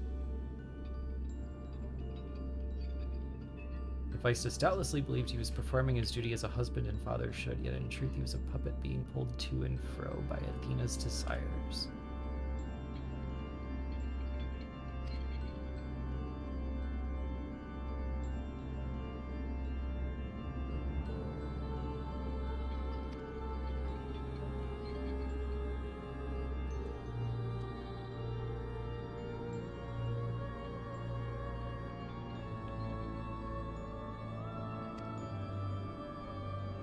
What is the very interesting name of the area? I didn't open the map.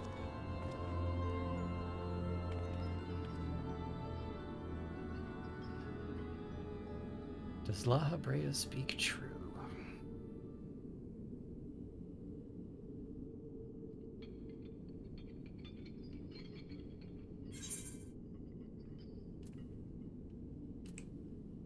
Yeah, I'm gonna keep picking that one.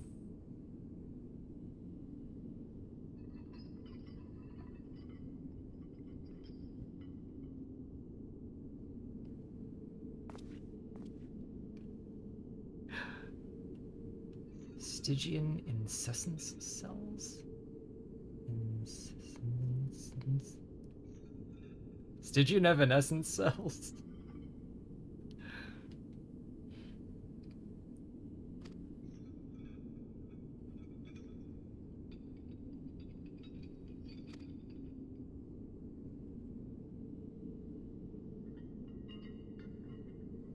I've said all that I can say. Now it's for you to choose to believe me or not.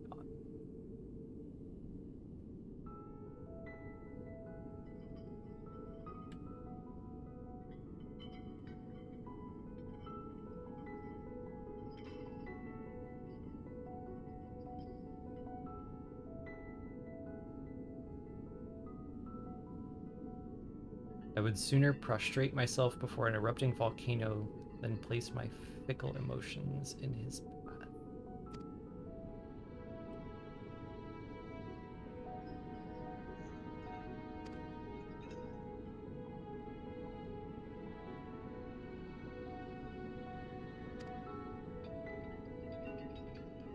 Oh.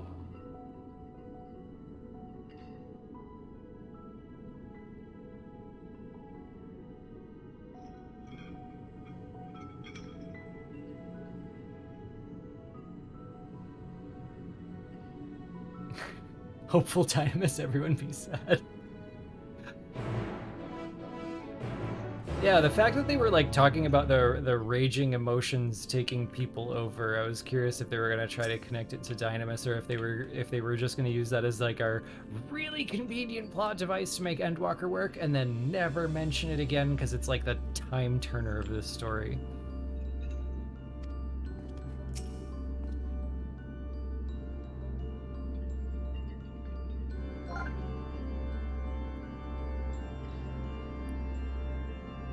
Oh, thanks for the sub, It was more than an imitation of La Habrea, quite literally a part of him. But La Habrea to me is a man who thinks of naught but his duty. So we're hearing more and more that our La Habrea is not the La Habrea, you know. By casting aside the burden that Hephaestus represented, he shall become evermore himself in a way.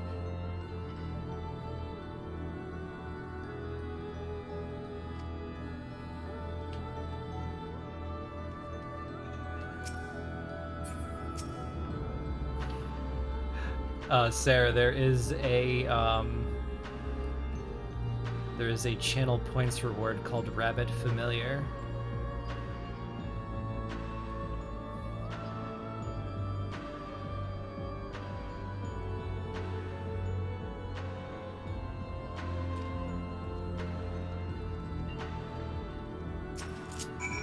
If Rabbit Familiar is activated, the stuffed bunny that hangs out on my table will come hang out on my shoulder.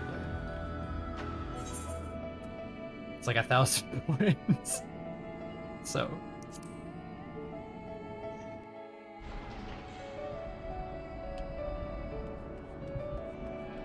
Oh, you got your naming away minion, yes! One step closer to a lore book in every home.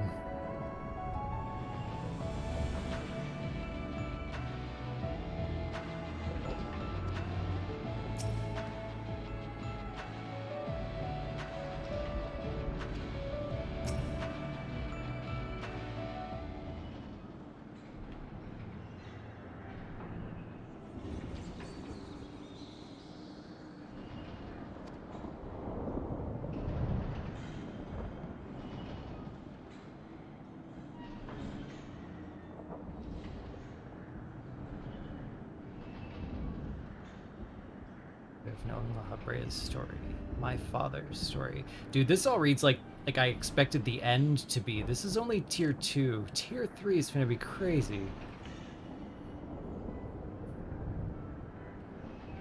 No, what is going on? We just saw like the true power of the echo and the soul merge. Does that mean Athena invented the power to separate soul from flesh? She's still out there. Is she the one who sent the crystals? Is she out there possessing Claudia? No! No, I'm not gonna go full Twitter. I'm not gonna go full Twitter.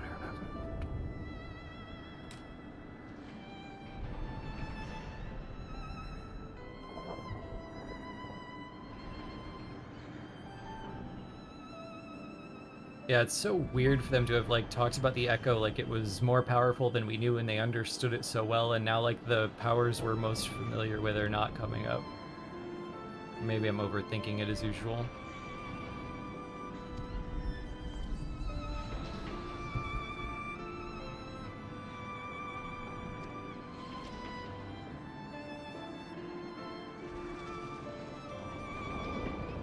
Using the facilities in Tartarus, we should be able to reverse the changes made to their bodies and minds. Yay! Again, this is wrapping up everything that I thought would be in 3.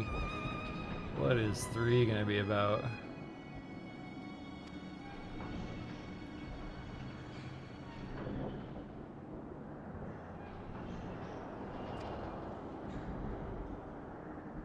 I intend to destroy the crystal. I intend to? No, bro, do it. Don't... No. Don't state your intentions for the universe. Just... Wolfan Daniel.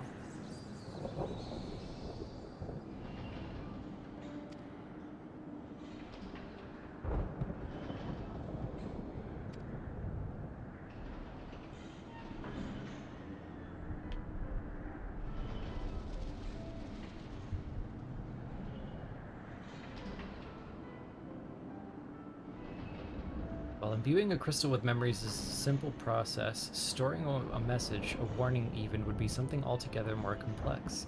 This also means that someone besides the Presence Company and Azem was aware of the plot within unfolding within Pandemonium. Oh man. I don't want to be paranoid, but I don't know if Athena's really dead, bro. What if she tricked you into striking her down because she figured out how to transcend the flesh?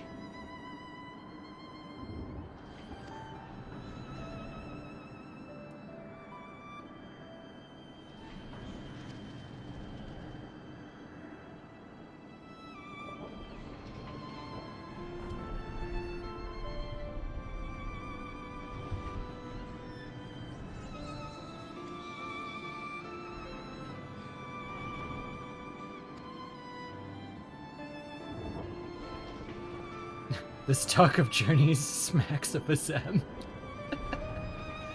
I love their dynamic.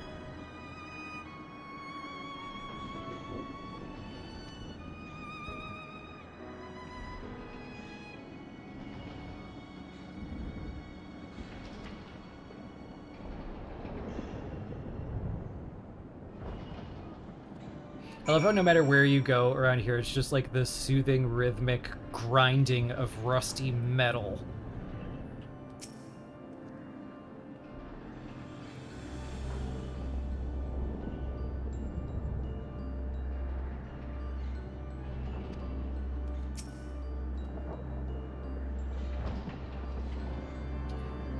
The crystal that hangs from Arachnoidus' waist was a gift from me, made in the hopes that it would spark growth in his aptitude for magic. Clearly he no longer requires it, but I see no reason he cannot wear it a while longer. So it explains the glyph crystal. Lahabrea made it. Point not for Team Eric. As you may have noticed during our battle, Lahabrea's mask crowns. Wow, you're addressing both of them. It is said that we manifest in a way that reflects our innermost selves. I thought the mask was a symbol of the chains that bound my heart, but recent events may have caused me to reconsider that assumption. So they've just put a trap door under their foreshadowing to say it was never foreshadowing at all.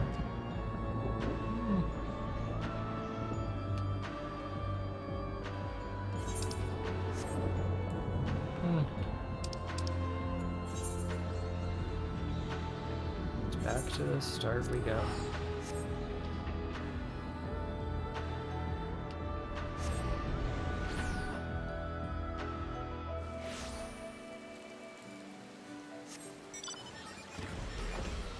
Clearly they changed horses midstream after everyone figured it out.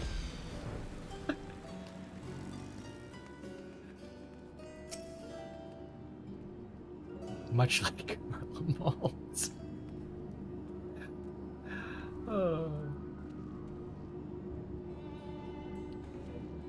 Ruiz. Where's Claudian?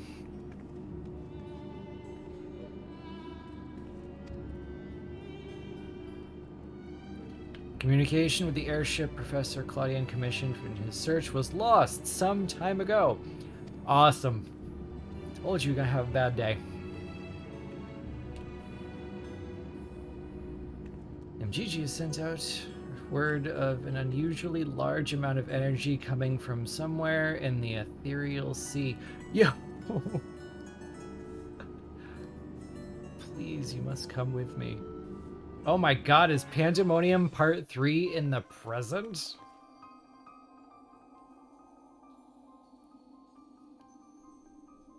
Dude! Oh my god, please be Athena. I love it.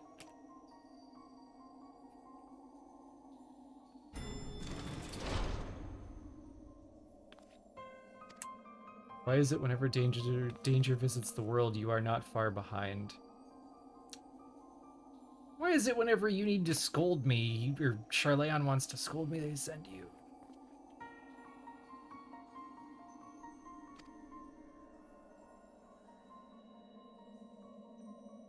I will not forget the final hydrate emote use, but unfortunately I have to go refill before I fulfill that order, and I wanted to make sure to finish the quest before then.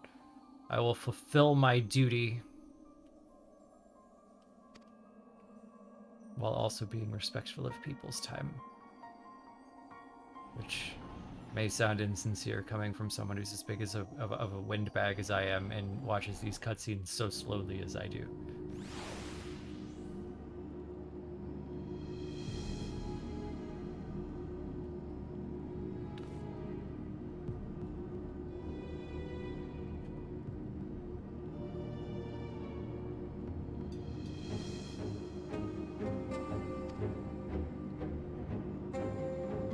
I also found out that, like, during some of these scenes when I go quiet for too long, that's what causes copyright strikes.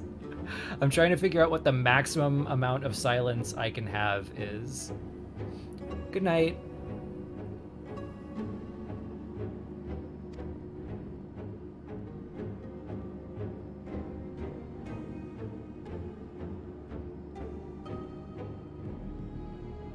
No choice but to. So we've got Pandemonium in the present, and Ozzy's Law is now involved.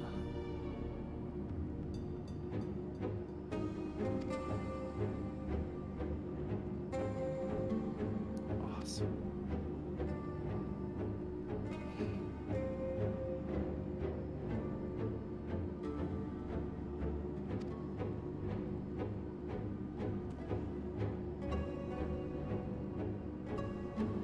At the present, we have far more questions than answers. You've been talking to Yashola, she just said the same thing.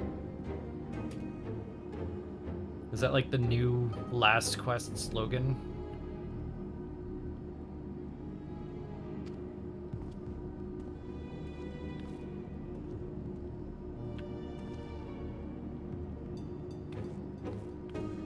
Are we being meta?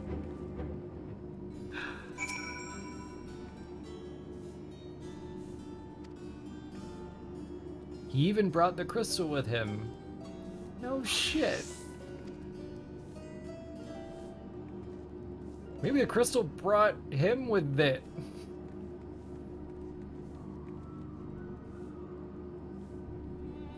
Maybe it wasn't a warning in that crystal at all. Maybe Athena just shoved herself in there. You know, like Hephaestus.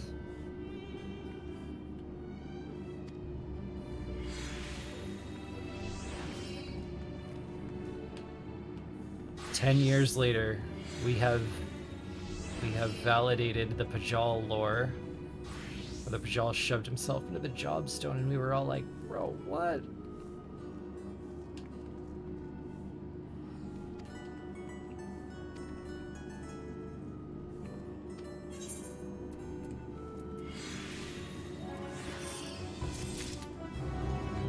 And we are done. We are done. We did it. That was fucking cool. They, like, again, they wrapped up everything really nice and neat, and then right back into a whole bunch of more unknowns, and there's a lot of cool possibilities for where it's gonna go. And I'm sure a lot of my first impressions are not even close, because I have a tendency to be kind of fuzzy about my first reading. So I will read it 2 or 3 more times before I make any serious speculation. And I'm not even really in a speculaty mood. I feel like I've spent the last 10 years being speculaty. I'm in a kind of like a sit back and have fun mode while everyone else gets the stuff that they want. And good night to everybody who's going to bed. And thank you so much for coming. Thank you so much for hanging out and being such great company while we went through this. It means a lot. I never considered streaming. I never would have streamed, but the fact that anybody even wants to hear my insanity in the moment is a surprise. So thank you so much for the company. It definitely turns these into a much more interesting experience. Yeah, I have no idea what to expect. I'm gonna run through it 1 or 2 more times. If you're in the Discord server, you will be able to speculate along with us, and I will be doing translations there, trying to get them to everyone who had ideas. I wrote down a lot of them, but if at any point you do not hear back on that, just DM me, and I will get it to you immediately. Oh, right. I have one more obligation to fulfill. Just a minute, please.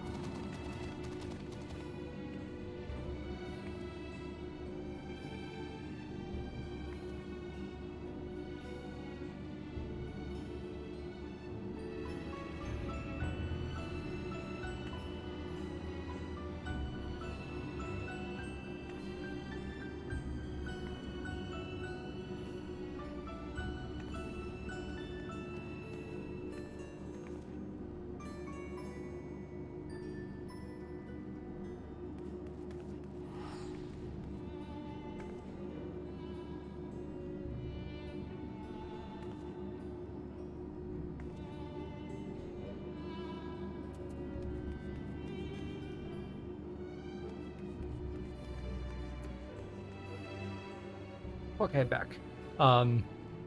If you were not around for this, or just don't watch very often, or don't know me at all, my friends have a habit of mercilessly bullying me over the fact that I only really drink two things. These large cans of Arizona RX Energy and random energy drinks. Like, I would say 50% of my daily calories at least come from sugar water. I'm practically a hummingbird. And they all tell me I don't drink enough water, but I'm a super taster. I hate water. It tastes like mouth. So just to troll them and be silly, I put hydrate and it must be water on the channel points list. And they've been mashing it every half an hour to just have an experiment to see what I'm like when I'm properly hydrated.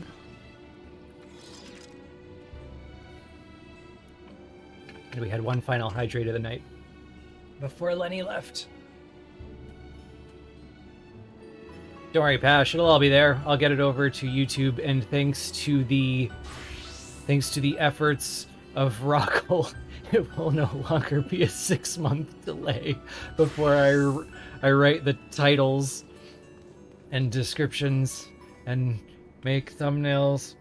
Sorry about that on the Endwalker that ended halfway into the thing, by the way. So yes, thank you all so much for coming and hanging out.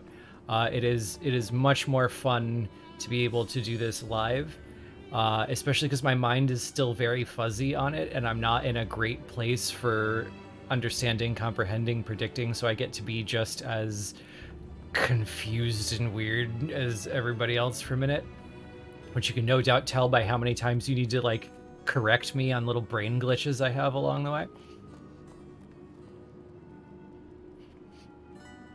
Okay. And with that, I do believe we are done. Are we done? Did I miss anything? Is there anything I didn't do that I said I was going to do?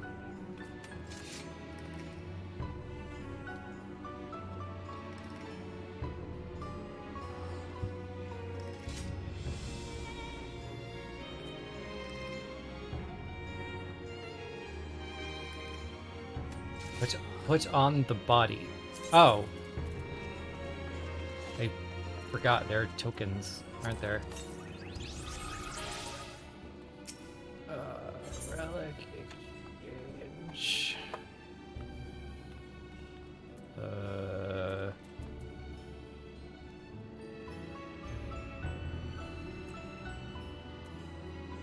My brain isn't working. That's the old one, or is that the new one? Let's see. I don't even know what I'm looking at.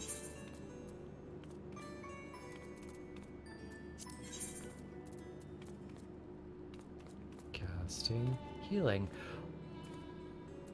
I got all excited because I was like, purple! Not purple! Healing is not purple. Okay, I'm gonna have to come back here and get the purpley ones.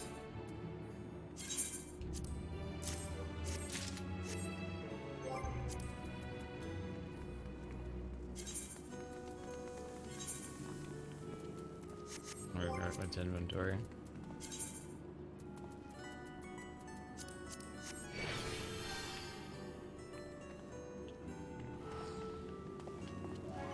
There you go. And that can be the theme for when everything I said during this stream doesn't turn out to have any bearing on truth at all. Liar, liar, shirts on fire.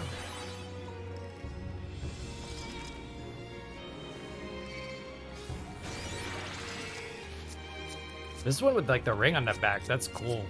Who are you? Maiming? Sweet.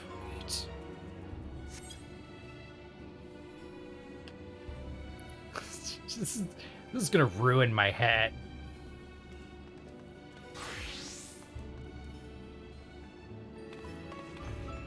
Alright, I am gonna set... The way I'm gonna do translations is I'm gonna take the... I'm gonna take all of the text and I'm gonna dump it into a spreadsheet and I'm just gonna translate whichever lines people want. So I'm gonna create a chat for them, probably. I'll do that. I'm gonna make a locked room for translations and start moving them in there. And then if I miss any, ping me. That's how I'll do it. Okay. I think we've made it to the end. I think we've made it. Let's say goodnight. Thank you again so much for the company and the follows and the subs and all the things that I don't understand because I don't understand how Twitch works. And I'm still working on that part. We will get there. Sorry that this was in 1080p only. At least we figured out how to get above 720, but apparently Twitch decided I was unworthy of transcoding. But I will see you at the next. Thank you. Have a good night. Krista Mom, and I love you.